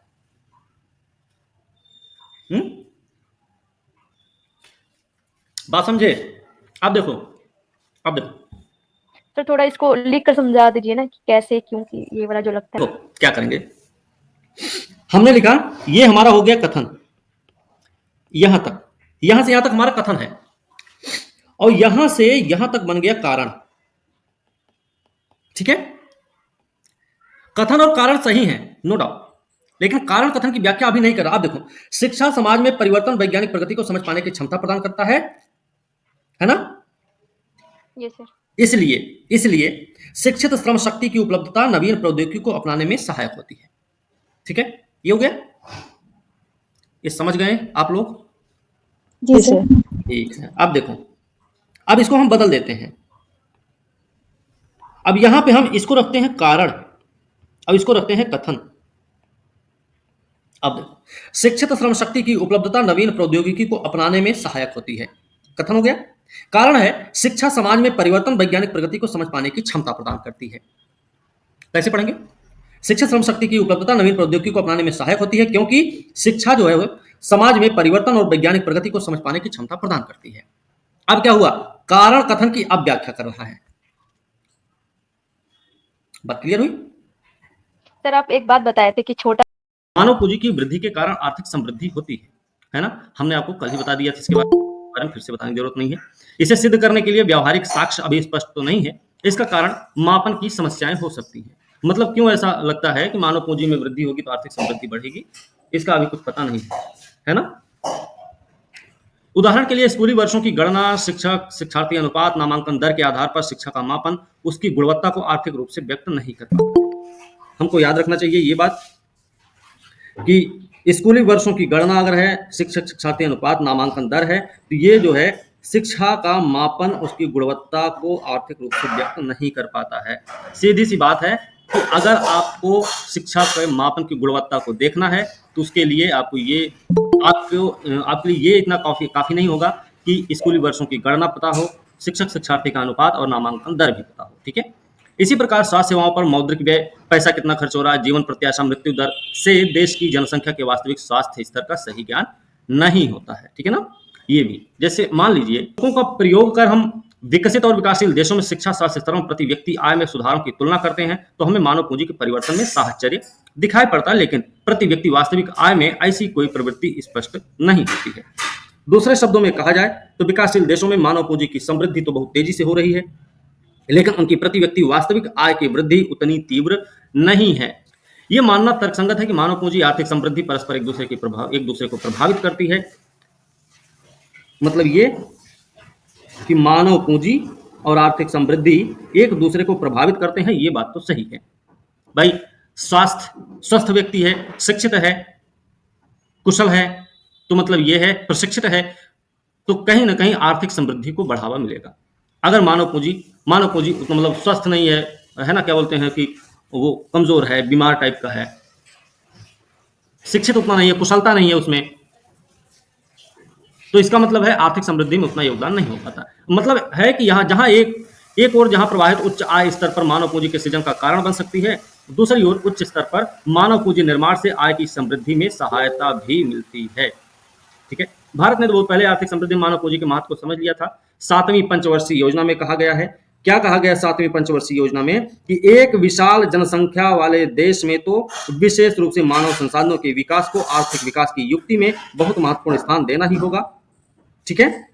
ये फिर उचित शिक्षण प्रशिक्षण पाकर एक विशाल जनसंख्या अपने आप में आर्थिक समृद्धि को बढ़ाने वाली परिसंपत्ति बन जाएगी। साथ ही ये वांछित दिशा में सामाजिक परिवर्तन भी सुनिश्चित करेगी। 7वीं पंचवर्षीय योजना के बारे में बताने की जरूरत नहीं है, क्योंकि हम सब पहले भी पढ़ चुके हैं इसके बारे में। इसका लक्ष्य क्या रहा, उद्देश्य क्या रहा, मॉडल क्या रहा, नारा कौन सा दिया गया, क्यों लाया गया, कौन कौन सी योजनाएं लागू की गई, किस बेस पर लाई गई योजनाएं, है ना, कब से कब तक का रहा है, ये सारी चीजें हम पहले से बात कर चुके हैं। अगर आप लोग नहीं देखे हैं तो योजना जो पंचवर्षीय योजना वाली एक वीडियो है उसको आप लोग देख सकते हैं। ठीक भाई, उसको आप एक बार आप उसे जरूर देख लीजिए, वहां से बहुत सारी चीजें कवर हो जाएंगी। जो भी एग्जाम्स होंगे हो सकता है उसमें कोई आपको प्रश्न भी मिल जाए। बात करेंगे मानव पूंजी। मानव पूंजी का मतलब है शिक्षा और स्वास्थ्य और आर्थिक समृद्धि के बीच कारण प्रभाव संबंध का स्पष्ट निरूपण भी करना कठिन है, लेकिन यहाँ पे जो सारणी दी गई इससे हम एक आंकड़ा निकाल सकते हैं। ठीक है, जैसे प्रति व्यक्ति आय, वास्तविक प्रति व्यक्ति आय 51 में 7651 हुआ करती थी, 2016-17 में देखा गया तो 77,659 हो गई। आशोधित मृत्यु दर प्रति हजार जनसंख्या में जहां 25.1 हुआ करती थी, वही अब हो गई है 6.3, 2016-17 का आंकड़ा। ठीक है, शिशु मृत्यु दर वैसे ही 146 थी 51 में, अब हो गई 33। जन्म के समय जीवन प्रत्याशा पुरुषों की देखेंगे 37.2 हुआ करती थी कभी, आज के समय में 67। इस समय कितना है, वर्तमान में कितना है, 69.7, है ना, याद रखना इसको, ये जीवन प्रत्याशा है आपकी वर्तमान समय की। महिलाओं की पहले 36 हुआ करती थी, अब 70 हो गई है। साक्षरता दर 16-17 में 76 बताई गई है, जबकि 51 में 16.67 हुआ करती थी। ठीक है, मानव ये संभवतः प्रत्येक क्षेत्र की समृद्धि ने दूसरे क्षेत्र का समृद्धि को सहारा दिया है। ठीक है, यहाँ पर देखिए, जैसे यहाँ पर जब इनकी इनकम बढ़ गई तो इन्होंने क्या किया, अपने स्वास्थ्य पर ध्यान दिया। स्वास्थ्य पर ध्यान दिया तो यहाँ पर शिशु अशोधित मृत्यु दर जो प्रति हजार जनसंख्या पर होती थी वो कम हो गई। इसके साथ साथ पैसा ही बढ़ा, इनकम बढ़ी उनकी, तो उन्होंने शिशु मृत्यु दर को भी कंट्रोल करने की कोशिश की, है ना। बहुत सारी तकनीकें आ गई, बहुत सारी दवाइयां आ गई। अब पल पल की खबर आपको मिल सकती है ना। गर्भ में भी अगर बच्चा है तो उसकी जानकारी आपको मिलती रहेगी, स्वस्थ है, डोल रहा है, मतलब ऐसी सारी जानकारियां आपको मिलती रहेंगी, है ना। किसके माध्यम से मिलती है, उस प्रक्रिया को क्या बोलते हैं जिसके माध्यम से हम पूरा चित्र देख सकते हैं सामने, उसको क्या बोलते हैं, किसी को पता है? अल्ट्रासाउंड। ठीक है, तो थोड़ा सा ये भी बात आपको ध्यान रखनी है। फिर उसके बाद जन्म के समय जीवन प्रत्याशा, लोगों ने खाने पीने पर भी अपना खर्चा किया, अपने स्वास्थ्य पर ध्यान दिया, शिक्षित हुए तो मतलब उनको ये भी पता चल गया कि क्या चीजें हमारे लिए हैं, क्या चीजें नहीं, उपयोगी क्या है, क्या अनुपयोगी है, उस बातों का भी उन्होंने ध्यान रखा और अपने जीवन प्रत्याशा को मेंटेन किया। साक्षरता भी बढ़ी लोगों की। ठीक है, याद रखना। ड्राफ्ट नेशनल एजुकेशन पॉलिसी 2019 में कहा गया था, ड्राफ्ट नेशनल एजुकेशन पॉलिसी 2019 एक डाटा है, इसको आप कहीं कोट भी कर सकते हैं। अगर एग्जाम में मेंस एग्जाम में लिखने की बात आए तो आप कोट कर सकते हैं कि भारत 2030-32 तक यूएसए चीन के साथ तीसरी सबसे बड़ी अर्थव्यवस्था के रूप में अपनी जगह बना सकने का इरादा रखता है। ये रिपोर्ट आई है ड्राफ्ट नेशनल एजुकेशन पॉलिसी 2019 में। ठीक है, तो भारत तीसरी अर्थव्यवस्था कब तक बनने के रास्ते पे है, तो 2030-32 तक ऐसा आंकड़ा लगाया गया है। भारत अब छठी सबसे बड़ी अर्थव्यवस्था, हम 5-7 वर्षों में 5 ट्रिलियन पहुंच जाएंगे। ठीक है ना, जो कि भारत को विश्व स्तर पर अभी 5वीं सबसे बड़ी अर्थव्यवस्था है, याद रखना। भारत ये छठा बोल रहा है इसमें, तो क्योंकि ये पुराना हो गया है आंकड़ा, जो कि भारत को विश्व स्तर पर चौथे या 5वें स्थान ले जाएगा। अभी तक हमने भारत को विश्व की तीसरी सबसे बड़ी अर्थव्यवस्था के रूप में उसके निहितार्थी पर गौर नहीं किया है। एक बदलते परिवेश का पूर्णतः नया अनुभव होगा। इस प्रकार से नए पारिस्थितिक तंत्र अब हम सभी को विभिन्न दिशाओं में सोचने के लिए प्रेरित करते हैं, ताकि इन उद्देश्यों की पूर्ति की संभावनाओं का फैलाव समस्त देश में हो सके। हम अगर विभिन्न दिशाओं में सोचते, विभिन्न दिशाओं का मतलब पूरा पश्चिम उत्तर दक्षिण की बात नहीं हो रही है, बात हो रही भैया शिक्षा की।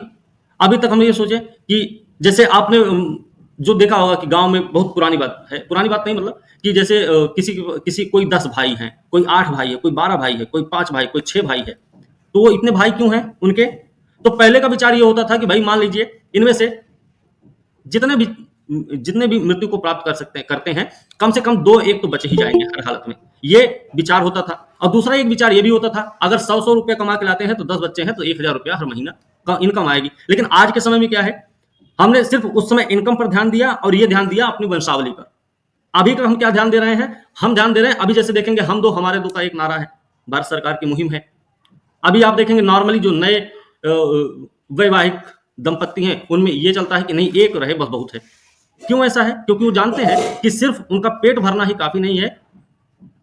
ठीक है, पेट भरना काफी नहीं है, काफी है कि उनको शिक्षा भी मिले, स्वास्थ्य भी मिले, उनको अच्छी खासी परवरिश भी देनी पड़ेगी। तो उस चक्कर में, क्योंकि आज के समय में सबको पता है कि पढ़ाई का कितना मोल है ना, तो उसी शिक्षा के बेस पर ही बच्चा जो एक होगा वो कई के बराबर इनकम भी कर सकता है, अपने आप को आगे बढ़ा सकता है। ठीक है ना, तो इसलिए अब ये विचार है। तो विभिन्न दिशाओं का मतलब ये है कि वो शिक्षा पर भी और स्वास्थ्य पर भी, उनके पोषण पर भी ध्यान देंगे, उनके प्रशिक्षण पर भी ध्यान देंगे। बात समझ आए ना? तो उनका जीवन सिक्योर करना है सबसे बड़ी बात, तो ये सबसे ज़्यादा इंपॉर्टेंट ये है। और सिक्योर करने के लिए ज़्यादा की ज़रूरत नहीं, सिर्फ एक की ज़रूरत, अभी का जो वर्तमान का नए वैवाहिक दंपत्ति हैं उनका मानना ये है। क्या हम अपने भारत देश को इस आत्मविश्वास के साथ अमेरिका, चीन के समक्ष विश्व की 3 सबसे बड़ी अर्थव्यवस्था में पहुंचा सकते हैं और आगामी वर्षों में इस स्थान को बनाए रखने में सक्षम हैं? इस उद्देश्य की पूर्ति के लिए आवश्यक है कि मजबूत शिक्षा प्रणाली पर आधारित ज्ञानवर्धक समाज का गठन हो, जिसमें ज्ञान की मांग, प्रौद्योगिकी, समाज के काम करने के तरीकों में बदलाव के तत्वों का समावेश भी होना चाहिए। हम तीसरी सबसे बड़ी अर्थव्यवस्था बनने का सपना देख रहे हैं, उसका सफर तय कर रहे हैं, रास्ते में आगे बढ़ रहे हैं धीरे धीरे। लेकिन ये बढ़ना ही काफी नहीं है। हम सपना तो देख सकते हैं, लेकिन हमें वो पूरा कब होगा? वो पूरा उस स्थिति में होगा भाई, जब हम ये समझ लेंगे कि हमारे काम करने के तरीके थोड़े से अलग होने चाहिए, कुशलता आनी चाहिए, हमें प्रौद्योगिकी की पहचान होनी चाहिए, उनके बारे में जानकारी होनी चाहिए। साथ ही साथ समाज में जो एक बहुत बड़ा है, बहुत बड़ी विडंबना है कि एक वर्ग अंतराल जो हमारे समाज में स्थापित है, उसको भी कहीं ना कहीं हमको पीछे छोड़ना पड़ेगा और मिलजुल के काम करने की जरूरत होगी। ठीक है, तभी ऐसा ये चीज संभव हो सकती है। ठीक है, यहाँ पे ये बता रहे हैं, हम नहीं बता रहे हैं कुछ ऐसा, ये एनसीईआरटी में बताया गया है ऐसे। इस नीति का दृष्टिकोण सुझाव देता है कि केवल मानव पूंजी का निर्माण ही भारत की अर्थव्यवस्था को उच्च विकास की राह पर ले जा सकता है। अब ये हम आपको बार बार नहीं बताएंगे मानव पूंजी का निर्माण किस स्तर पर होता है, कैसे किया जाता है, मानव पूंजी निर्माण के प्रमुख स्रोत क्या है ना, निर्धारित कैसे करेंगे, ये हम आपको अब नहीं बार बार बताएंगे, हमने आपको पहले बता रखा है। भारत में आगे चलकर मानव पूंजी निर्माण ही इसकी अर्थव्यवस्था को आर्थिक समृद्धि के उच्च पथ पर ले जाएगा। ठीक है, मानव पूंजी और मानव विकास की बात करें, हमने आपको बताया है कि मानव पूंजी क्या होती है। मानव पूंजी सभी मनुष्य जाति मानव पूंजी नहीं होती है, हमको ये बात पहले से पता है, क्योंकि एक 2 साल का बच्चा भी मनुष्य होता है, एक 60 साल 65 साल के बुजुर्ग जो होते हैं वो भी मनुष्य ही होते हैं। लेकिन जो मानव पूंजी है उनकी एज क्या होती है, तो 15 से 59 वर्ष की। एक जो कार्यशील जनसंख्या है वो है मानव पूंजी। ठीक है, और कार्यशील जनसंख्या हमारी ये होती है, और मानव पूंजी का मतलब होता है उसमें हमको शिक्षा पर खर्च करना पड़ेगा, पहले स्वास्थ्य पर खर्च करना पड़ेगा, प्रशिक्षण पर खर्च करना पड़ेगा, उनके पोषण पर खर्च करना पड़ेगा, उसके बाद उनकी कुशलता पर भी खर्च करना पड़ेगा, फिर उसके बाद वो मनुष्य रूप में जिसने जन्म लिया था वो एक मानव पूंजी के रूप में स्थापित होगा, जो देश की आर्थिक समृद्धि, देश की अर्थव्यवस्था में अपना योगदान भी देगा। ठीक है, मानव पूंजी की अवधारणा शिक्षा, स्वास्थ्य और श्रम की उत्पादकता बढ़ाने का माध्यम मानती है। मानव पूंजी की जो अवधारणा है वो शिक्षा और स्वास्थ्य को क्या मानती है भाई, तो वो मानती है श्रम की उत्पादकता को बढ़ाने का माध्यम। मानव विकास इस विचार पर आधारित है कि शिक्षा और स्वास्थ्य मानव कल्याण के अभिन्न अंग होते हैं, क्योंकि तो ये भी आपको याद रखना पड़ेगा कि मानव कल्याण के अभिन्न अंग क्या है, तो शिक्षा और स्वास्थ्य है। क्योंकि जब लोगों में पढ़ने लिखने, सुदीर्घ स्वस्थ जीवन यापन की क्षमता आती है, तभी वो ऐसे अन्य चयन करने में सक्षम हो पाते हैं जिन्हें वे महत्वपूर्ण मानते हैं। मानव पूंजी का विचार मानव को किसी साध्य की प्राप्ति का साधन मानता है।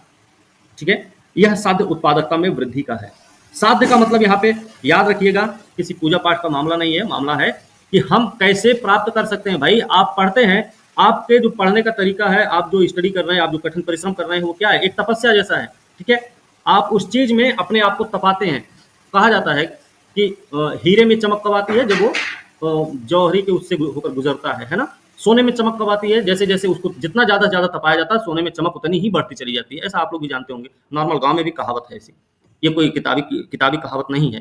ठीक है ना, तो ये आपको पहले से पता था। यहाँ पे साध्य का मतलब यही है कि आप शिक्षा के माध्यम से, प्रशिक्षण के माध्यम से, स्वास्थ्य के माध्यम से अपने आप को कैसे निखार सकते हैं, कैसे आगे बढ़ाएंगे। ठीक है, तो ये है, क्योंकि जन्म से कोई भी व्यक्ति जन्म से मानव पूंजी नहीं होता है, याद रखना इस बात को, बात समझे। क्योंकि जन्म से ही, पैदा होते ही नहीं पता चल गया था न्यूटन के माता पिता को कि हमारा बच्चा एक दिन ऐसी कोई बात कर देगा, मतलब ऐसी कोई खोज निकाल देगा, ऐसी कुछ जानकारी दे देगा। और न्यूटन को भी नहीं पता था कि ऐसा कुछ करने वाले हम हैं। ठीक है, ये चीज आप लोगों को पता होनी चाहिए। या कोई बच्चा पैदा होते ही ये नहीं सोचता हमको आगे चलकर कलेक्टर बनना है, हमको मंत्री बनना है, नहीं पता उसको। वो जैसे जैसे आगे बढ़ता जाता है शिक्षा के माध्यम से, जैसे जैसे वो तपता जाता है, वैसे वैसे उसमें निखार आता रहता है, और वो उसके आगे आने वाले समय में जो उसका आगे का रास्ता है वो क्लियर होता चला जाता है। ठीक है, मतलब है शिक्षा और स्वास्थ्य पर किया गया निवेश अनुत्पादक है अगर उससे वस्तुओं और सेवाओं के निर्गत में वृद्धि ना हुई तो। और स्वास्थ्य पर किया गया व्यय उस स्थिति में अनुत्पादक साबित हो सकता है कि जब वस्तु और सेवाओं के निर्गत में वृद्धि ना हो पाए। ठीक है, मानव विकास के परिप्रेक्ष्य में मानव स्वयं साध्य भी है। भले ही शिक्षा शास्त्र आदि पर निवेश से श्रम की उच्च उत्पादकता में सुधार नहीं हो, लेकिन इनके माध्यम से मानव कल्याण का संवर्धन तो होना ही चाहिए। भले ही शिक्षा शास्त्र आदि पर निवेश से श्रम की उच्च उत्पादकता में सुधार ना हो, लेकिन मानव कल्याण का संवर्धन तो होना ही चाहिए। चलिए, अतः श्रम की उत्पादकता में सुधार के पक्ष को अनदेखा करते हुए भी बुनियादी शिक्षा, बुनियादी स्वास्थ्य सुविधाओं का अपना अलग महत्व हो जाता है।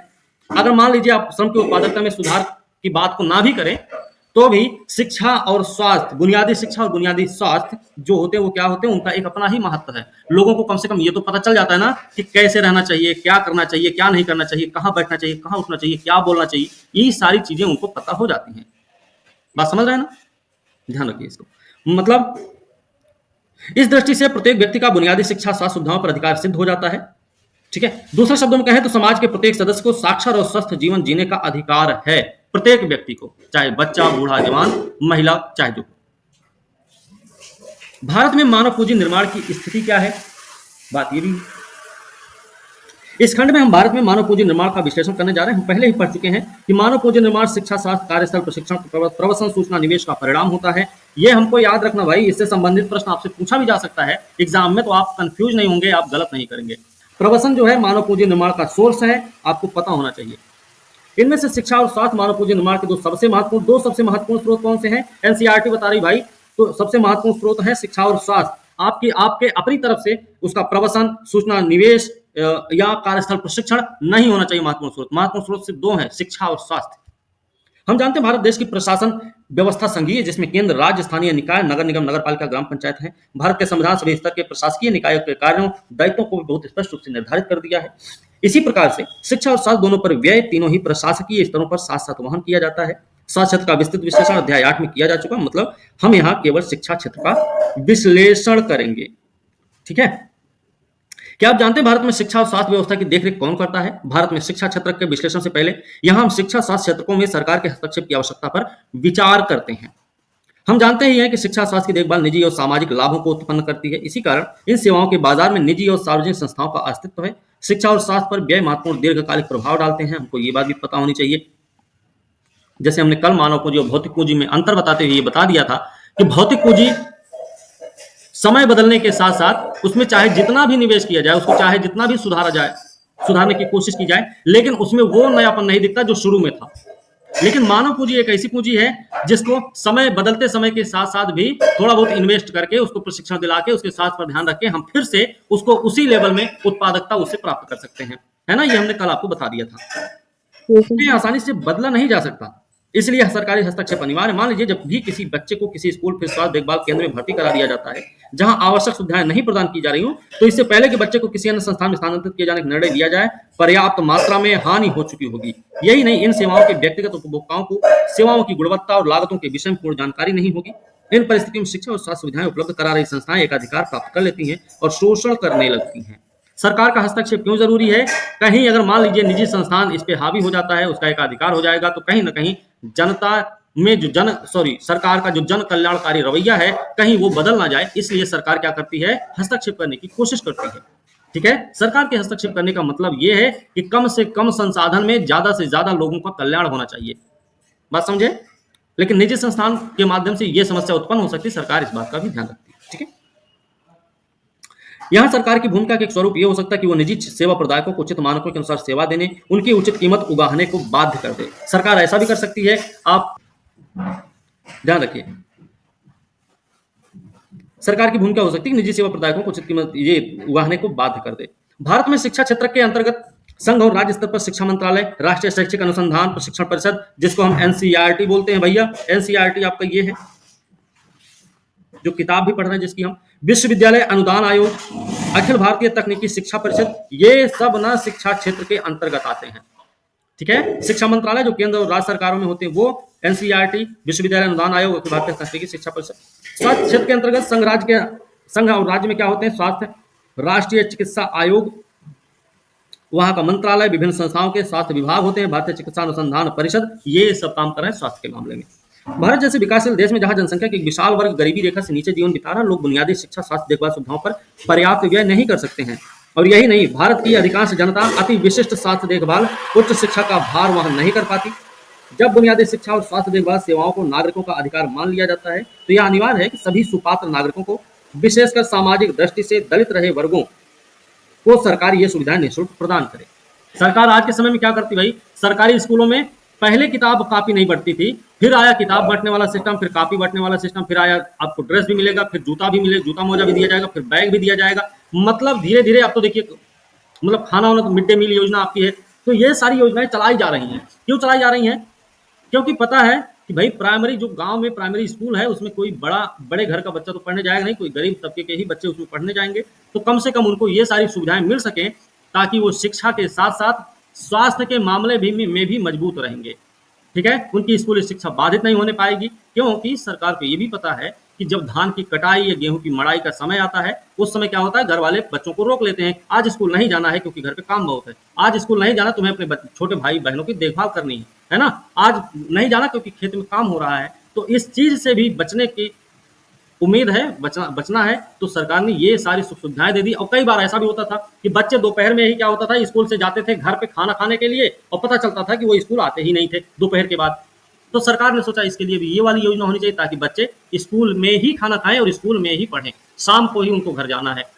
तो ये जो सारी सुख सुविधाएं दी गई हैं सरकारी स्कूलों में, वो इसलिए दी गई ताकि नामांकन दर में वृद्धि हो सके स्कूलों में। ठीक है, सरकार बहुत सारा शिक्षा पे बहुत पैसा खर्च करती है, उसका मेन मोटिव यही है कि नामांकन दर में वृद्धि हो सके, कुशलता में वृद्धि हो, स्वास्थ्य में वृद्धि हो। बात समझ रहे हैं ना?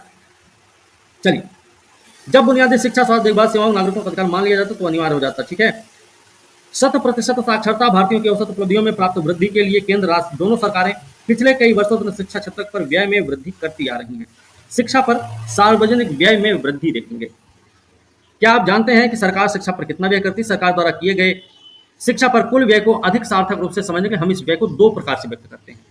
एक व्यक्त करते हैं कुल सरकारी व्यय में इसका क्या प्रतिशत है, दूसरा सकल घरेलू उत्पाद में क्या प्रतिशत है। मतलब एक तो जीडीपी में प्रतिशत देखा जाएगा और दूसरा देखा जाएगा कुल खर्चा। मान लीजिए कुल खर्चा सरकार का 100 रुपया है, तो उस 100 रुपए में शिक्षा पे कितना खर्च हुआ है वो एक हो गया। दूसरा हमारा जीडीपी का मामला है कि जीडीपी में 1 रुपया दिया गया है, मान लीजिए जीडीपी में जीडीपी का मान लीजिए 10 रुपया जीडीपी है, उस 10 रुपए में कितना रुपया शिक्षा पे खर्च हुआ वो। ठीक है, दो तरीके से इसको देखेंगे। कुल सरकारी व्यय में शिक्षा पर व्यय का प्रतिशत सरकारी योजनाओं में शिक्षा के महत्व का सूचक होता है। याद रखना, सकल घरेलू उत्पाद में शैक्षिक व्यय का प्रतिशत व्यक्त करता है कि व्यक्तियों की आय का कितना भाग देश के शैक्षिक विकास के लिए प्रतिबद्ध है। 1952 से 2014 के बीच कुल सरकारी व्यय में शिक्षा पर कितना खर्च हुआ है भाई? 7.92% से बढ़कर 15.7% हो गया। ठीक है ना, याद रखना। इसी प्रकार सकल घरेलू उत्पाद में इसका प्रतिशत 0.64 से बढ़कर 4.13% हो गया। कुल खर्चा में तो इतना प्रतिशत हुआ बढ़ोतरी में 52 से लेकर 2014 तक की बात है। लेकिन 52 से लेकर 2014 तक में जीडीपी के मामले में देखा जाए तो जहां 52 में इतना होता था वहीं अब 2014 में इतना हो गया था। इस संपूर्ण समयावधि में शैक्षिक व्यय की वृद्धि समान नहीं रही है। याद रखना है ये स्टेटमेंट आपको, क्योंकि ऐसा स्टेटमेंट आपसे पूछा जा सकता है। स्टेटमेंट कैसा हो सकता है कि 1952 से लेकर 1952 से 2014 के बीच में शिक्षा पर किया गया व्यय या शिक्षा पर किए गए व्यय में वृद्धि एक समान रही है, तो स्टेटमेंट आपका गलत है, क्योंकि वो एक समान नहीं रहे, कभी उठा कभी पटक नीचे ऊपर होता रहा है। ठीक है ना, इसमें अनियमित रूप से उतार चढ़ाव भी आते रहे। यदि सरकारी व्यय के साथ हम व्यक्तियों द्वारा किया गया निजी व्यय और परोपकारी मतलब धर्मार्थ संस्थाओं के शैक्षिक व्यय को शामिल कर लें तो शिक्षा पर कुल व्यय और अधिक होना चाहिए। कुल शिक्षा व्यय का एक बहुत बड़ा हिस्सा प्राथमिक शिक्षा पर खर्च होता है, बहुत बड़ा हिस्सा जाता है प्राथमिक शिक्षा पर, उच्चतर तृतीयक। अच्छा, प्राथमिक शिक्षा पर क्यों जा रहा है? हमने पहले ही पढ़ लिया है कि मानव पूंजी के निर्माण में महाविद्यालय या विश्वविद्यालय स्तर पर जो निवेश है वो निर्भर करता है कि प्राथमिक क्षेत्र पर कितना निवेश किया गया था। मतलब है कि प्राथमिक शिक्षा पर किया गया निवेश ही निर्धारित करता है कि विश्वविद्यालय स्तर पर कितना निवेश करना चाहिए, क्योंकि यहीं से लत लगाई जाती पढ़ने की, है ना, आदत डाली जाती है बच्चों में। बात समझे? कोई अगर कलेक्टर कहीं बनता है तो वो सीधे कहीं ग्रेजुएशन करके नहीं बनता है या सीधे एग्जाम देके यूपीएससी का नहीं बनता है भाई। वो पहले कक्षा 1, कक्षा 2, कक्षा 3, कक्षा 4, कक्षा 15 तक, मतलब बीए फाइनल ईयर तक चला जाता है सीधे सीधे होते हुए। कक्षा 1 से ही स्टार्टिंग होती है उसकी पढ़ने की। या कोई बीटेक उटक भी कर रहा है ना तो उसको भी कक्षा 1 से ही लोअर अपर पता नहीं क्या क्या अब तो होता है, इतना सब कुछ पढ़ना पड़ता है। अब तो बहुत सारा कक्षा 1 से पहले बहुत सारी क्लास पढ़नी पड़ती है बच्चों को। तो यस सर, नर्सरी और केजी। हाँ, नर्सरी केजी पता नहीं क्या सब, इतना सब कुछ पढ़ना पड़ता है उसको। ठीक है, तो ध्यान रखना भाई। उच्चतर तृतीय शैक्षिक संस्थाओं, उच्च शिक्षा संस्थान जैसे महाविद्यालय, बहुतकनीकी संस्थान, महाविद्यालय पर होने वाला व्यय सबसे कम है। यद्यपि औसत रूप से सरकार उच्चतर शिक्षा पर बहुत कम व्यय करती है, किंतु प्रति विद्यार्थी उच्चतर शिक्षा पर व्यय प्राथमिक शिक्षा की तुलना में अधिक है। ठीक है, यद्यपि औसत रूप से सरकार उच्चतर शिक्षा बहुत कम व्यय करती है, लेकिन प्रति विद्यार्थी उच्चतर शिक्षा पर व्यय प्राथमिक शिक्षा की तुलना में अधिक होती है। ठीक है, तो ध्यान रखना, मतलब ये नहीं है कि वित्तीय संसाधनों को उच्चतर शिक्षा से प्राथमिक शिक्षा की ओर कर दिया जाना चाहिए, इसका मतलब ये नहीं है। मतलब जैसे जैसे हम विद्यालय शिक्षा का प्रसार करेंगे, हमें उच्चतर शैक्षिक संस्थानों से प्रशिक्षित और अधिक शिक्षकों की आवश्यकता होगी। मतलब शिक्षा के सभी स्तरों पर व्यय में वृद्धि करना चाहिए। यहां पर देखिए, एक आपको सही सही जवाब मिल रहा है कि भैया उच्चतर शिक्षा पर व्यय प्राथमिक शिक्षा की तुलना में अधिक होता है। मतलब इनके कहने का है कि वित्तीय संसाधन उच्चतर शिक्षा से प्राथमिक शिक्षा की ओर कर दिया जाना चाहिए। तो ये मामला बिल्कुल नहीं सही होगा। सही तो तब होगा कि जब हम सभी स्तरों पे बराबर से खर्च करने लगेंगे। ठीक है, तो ये थोड़ा सा हमको याद रखना पड़ेगा। ठीक है, 2014-15 प्रारंभिक शिक्षा पर प्रति विद्यार्थी होने वाले सार्वजनिक व्यय में राज्यों के बीच काफी अंतर रहा है। ये देखिए पुराना आंकड़ा है, इसको देखना उतना सोचने की ज्यादा जरूरत नहीं है। मतलब बिहार में देखेंगे तो 4088 रहा, 2014-15 की बात है, और वहीं पर हिमाचल प्रदेश में देखेंगे 34,651 रहा है। ठीक है, विभिन्न आयोगों द्वारा शिक्षा व्यय के वांछित स्तर के साथ यदि शिक्षा व्यय की तुलना की जाए तो इसकी अपर्याप्तता समझ में आ सकती है। 55 वर्ष पहले नियुक्त शिक्षा आयोग ने सिफारिश की थी, 55 वर्ष पहले शिक्षा आयोग बना है 64-66 में, सिफारिश की थी कौन सी कि शैक्षिक उपलब्धियों की समृद्धि दर में उल्लेखनीय सुधार लाने के लिए सकल घरेलू उत्पाद का कम से कम 6% शिक्षा पर खर्च किया जाना चाहिए। ये आयोग की सिफारिश रही है जो 66 में स्थापित हुई थी, है ना। उसके बाद जो नई शिक्षा नीति आई थी हमारी, कब आई थी? 1986 में, फिर आई 2000, कब आई है? 2009 में भारत सरकार ने बच्चों को मुफ्त अनिवार्य शिक्षा का अधिकार अधिनियम कानून बनाया। 2009 में ही ये कानून बन गया था, आपको ये पता होना चाहिए, जिसके अंतर्गत 6 से 14 आयु वर्ग के सभी बच्चों की बात है। यहाँ पे किसी गरीब, किसी अमीर, किसी बीपीएल, किसी एपीएल कार्ड धारक के बच्चों की बात नहीं है, सभी बच्चों की बात है। याद रखना इस बात को, सभी बच्चे 6 से 14 साल की उम्र के जो हैं उनको शिक्षा का अधिकार होना चाहिए। ये 2009 में कानून लाया गया था।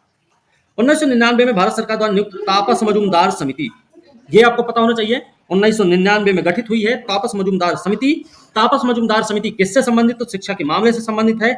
6 से 14 आयु वर्ग के सभी बच्चों को स्कूली शिक्षा व्यवस्था में शामिल करने के लिए 98-99 से 2000-2007 के 10 वर्षों की अवधि में लगभग 1.3 लाख करोड़ रुपए व्यय करना होगा। इस तापस मजूमदार समिति की सिफारिश रही है कि 10 साल में, आने वाले 10 सालों में, जो कि 99 में बनी थी, सिफारिश किया 6 से 14 वर्ष की आयु वर्ग के जो बच्चे होंगे स्कूली शिक्षा व्यवस्था में उनको शामिल करना है, तो उसके लिए हमको कम से कम भैया 10 साल में 1.3 लाख करोड़ रुपए खर्च करने पड़ेंगे।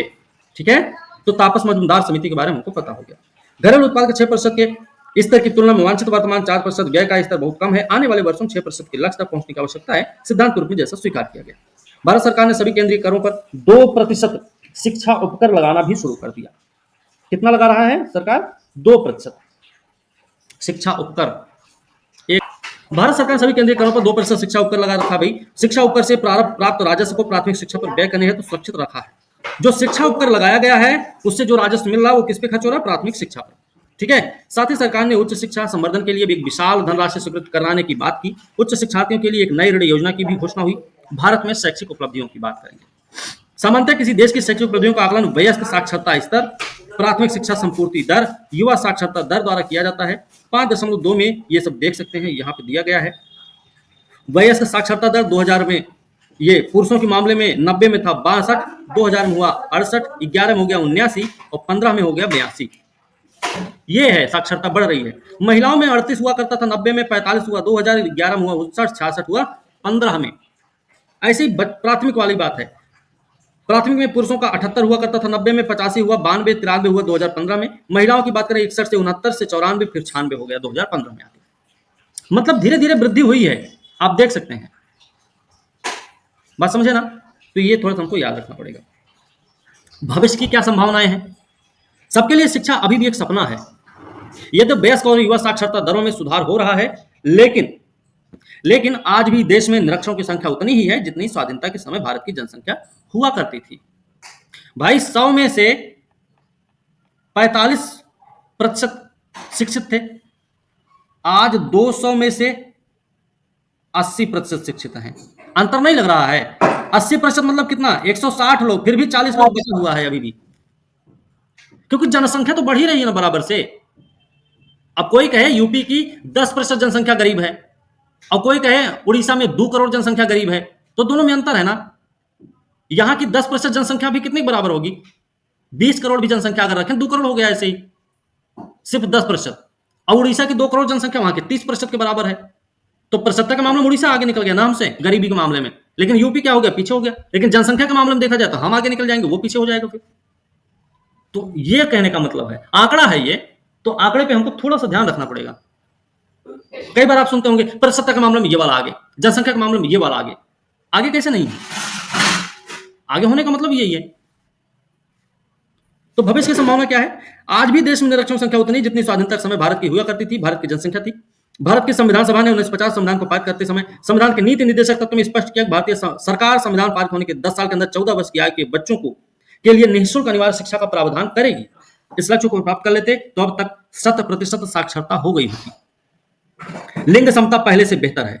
साक्षरता में पुरुषों महिलाओं के बीच का अंतर कम हो रहा है, जो लिंग समता की दिशा में एक सकारात्मक विकास है। नारी शिक्षा को भारत में और प्रोत्साहन दिए जाने के कई कारण हैं, जैसे शिक्षा नारी की आर्थिक स्वतंत्रता, सामाजिक स्तर में सुधार, साथ ही स्त्री शिक्षा प्रजनन दर, स्त्रियों बच्चों के स्वास्थ्य देखभाल पर अनुकूल प्रभाव डालती है। तो लिंग समता पहले से बेहतर हो चुकी है। नारी शिक्षा को भारत में प्रोत्साहन दिए जाने के कई कारण हैं, इसमें ये सारी चीजें था। मतलब हमें साक्षरता स्तर सुधारने के अपने प्रयासों में शिथिलता नहीं आने देनी चाहिए। अभी हमें 100% वयस्क साक्षरता दर प्राप्त करने के लिए अनेक मंजिल को पार करना है। उच्च शिक्षा लेने वालों की कमी, भारत में शिक्षा का पिरामिड बहुत ही नुकीला है। ऐसे होगा फिर ये, मतलब जो दर्शाता है उच्चतर शिक्षा स्तर तक बहुत कम लोग पहुंच रहे। ये है, ये प्राथमिक शिक्षा, ये इसके ऊपर उच्चतर शिक्षा तो ये रही भैया, बहुत कम लोग पहुंच पा रहे हैं। उसके भी कई सारे कारण हैं। लड़कियां नहीं पहुंच पा रही हैं क्योंकि उनको समाज बाहर नहीं निकलने देना चाहता। क्या करेंगे पढ़ के? उनका दिमाग उसी में, उनके दिमाग में गोबर भरा पड़ा है। लड़की हो के तुम पढ़ लिख के क्या करो? तुमको रोटी बनाना है। लड़का गधा टाइप का है, उसको फिर भी पढ़ना है। भैया तुम पढ़ो, तुम्हें नौकरी करनी है। उसको दिल्ली में भेज दिया जाएगा तैयारी करने के लिए। तो ये वजह है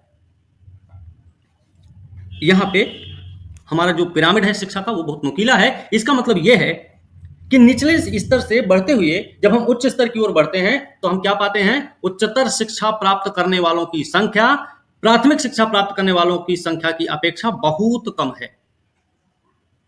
यही नहीं, शिक्षित युवाओं की बेरोजगारी दर भी बहुत अधिक है। राष्ट्रीय प्रतिदर सर्वेक्षण एनएसएसओ के आंकड़ा है 2011-12 में इन्होंने बताया ग्रामीण क्षेत्रों में स्नातक और ऊपर अध्ययन किया हो युवा पुरुषों की बेरोजगारी दर 19% थी। 2011-12 की बात है। उनकी शहरी समकक्षों में 16% कम स्तर पर बेरोजगारी दर थी। सबसे गंभीर रूप से प्रभावित लोगों में लगभग 30% बेरोजगार हैं जो युवा ग्रामीण महिला थी। इसके विपरीत ग्रामीण शहरी क्षेत्रों में प्राथमिक स्तर के शिक्षित युवाओं में से केवल 3 से 6% बेरोजगार हैं। मतलब प्राथमिक स्तर वाले शिक्षित युवा जो है वो कम 3 से 6% बेरोजगार, उच्चतर शिक्षा वाले ज्यादा बेरोजगार हैं। मतलब सरकार को उच्च शिक्षा में अधिक धन का आवंटन करना चाहिए। उच्च शिक्षा संस्थानों के स्तर में सुधार लाना चाहिए ताकि वो पढ़ रहे छात्र रोजगार योग्य कौशल प्राप्त कर सकें। जब कम पढ़े लिखे लोगों से तुलना की जाती तो शिक्षित लोगों का एक बड़ा अनुपात बेरोजगार है। ठीक है, अच्छे खासे पढ़े लिखे लोग घर पे बैठे हुए हैं। अब बिल्कुल नहीं पढ़े लिखे लोग बढ़िया ट्रक भी चला रहे हैं, बढ़िया पैसा कमा रहे हैं, दुबई चले गए, है ना। भारत में केंद्र सरकार शिक्षा स्वास्थ्य क्षेत्रों के विकास के लिए पर्याप्त वित्तीय व्यवस्था का प्रावधान भी करती आ रही। शिक्षा और स्वास्थ्य सेवाएं समाज के सभी वर्गों को सुनिश्चित रूप से सुलभ कराई जानी चाहिए ताकि आर्थिक समृद्धि के साथ साथ समता की प्राप्ति भी हो सके। भारत के पास वैज्ञानिक और तकनीकी जनशक्ति है और समय की मांग है। क्या है समय की मांग? कि गुणात्मकता में सुधार करना है और साथ ही साथ परिस्थितियों का भी निर्माण, ऐसी परिस्थितियों का निर्माण करना है कि भारत में पर्याप्त रूप से उनको प्रयुक्त कराया जा सके। ये आपका पूरा का पूरा हो गया चैप्टर समाप्त। ठीक है, एक इसमें पैराग्राफ रह गया था, यहीं कहीं पे था, वो देखिए भूल गए थे, वो उसमें निकल गया वो। ये ज्ञान आधारित अर्थव्यवस्था के रूप में भारत। चल सर ऐसा क्यों है? पिछले 2 दशकों से सॉफ्टवेयर उद्योग ने बहुत प्रगति का उत्साहजनक प्रदर्शन किया। अब तो उद्यमी, नौकरशाह, राजनेता सभी इस बारे में अपने विचार व्यक्त कर रहे हैं कि सूचना प्रौद्योगिकी का प्रयोग कर भारत किस प्रकार अपने आप को ज्ञान आधारित अर्थव्यवस्था में परिवर्तित कर सकता है, अर्थतंत्र में परिवर्तित कर सकता है। कुछ ग्रामीणों द्वारा ईमेल के प्रयोग के उदाहरणों को ऐसे व्यापक परिवर्तन का संकेत माना जा रहा है। इसी प्रकार से ई प्रशासन को भविष्य के एक मार्ग के रूप में जाना जा रहा है। सूचना प्रौद्योगिकी का सही मूल्यमान तो वर्तमान आर्थिक विकास के स्तर पर निर्भर रहता है। क्या आप सोच सकते हैं ग्रामीण क्षेत्रों में सूचना प्रौद्योगिकी पर आधारित सेवाएं मानव विकास करने में सक्षम होंगी? तो चर्चा करनी है। ऐसा है क्या? ग्रामीण क्षेत्रों में सूचना प्रौद्योगिकी पर आधारित सेवाएं मानव विकास करने में सक्षम होंगी क्या? चर्चा करनी है। भाई सही बात है, मोबाइल सबके हाथ में। गांव में ऐसा कोई घर नहीं होगा, ऐसा कोई बच्चा नहीं होगा जिसके हाथ में मोबाइल ना हो। वो अलग बात हो भोजपुरिया गाना सुने, है ना, निरहुआ गाना सुन ले, वो अलग बात है, लेकिन मोबाइल सबके हाथ में है। न्यूज नहीं सुनता वो अलग बात है, भोजपुरिया गाना सुन रहा होगा, मूवी कोई देख रहा होगा, दिन भर लेटे लेटे मूवी देखेगा, सारा डाटा खत्म कर देगा 2 GB का, वो कुछ और काम नहीं करेगा लेकिन मूवी देख लेगा। उसको प्रयोग करना सिखा दिया जाए, कैसे यूज करना है, क्या क्या करना है, इसके माध्यम से क्या क्या काम कर सकते हो, अपनी खेती में कैसे इससे फायदा ले सकते हो। नाली, सड़क, नाला, गुड्ढा गुड्ढी जितना कुछ है उस सब में कैसे आप उसको थोड़ा तरक्की दिखा सकते हो। वो सब मछली पालन करना है, जानवर को पालन करना है, कुछ भी ऐसा करना, आप कैसे इसका यूज कर सकते हो, वो सब अगर समझा दिया जाए, ट्रेनिंग दे दी जाए उन बच्चों को, तो वो बच्चे हमें लगता है कि सबसे अच्छा यूज करेंगे मोबाइल का वो फिर उस स्थिति में जाके, है ना। Yes sir. ठीक, तो ये चीजें होती हैं। ऐसे लिख लो, मानव पूंजी निर्माण ही देश की अर्थव्यवस्था के उद्धारक है। चर्चा करें। सर रिपीट कर दीजिए।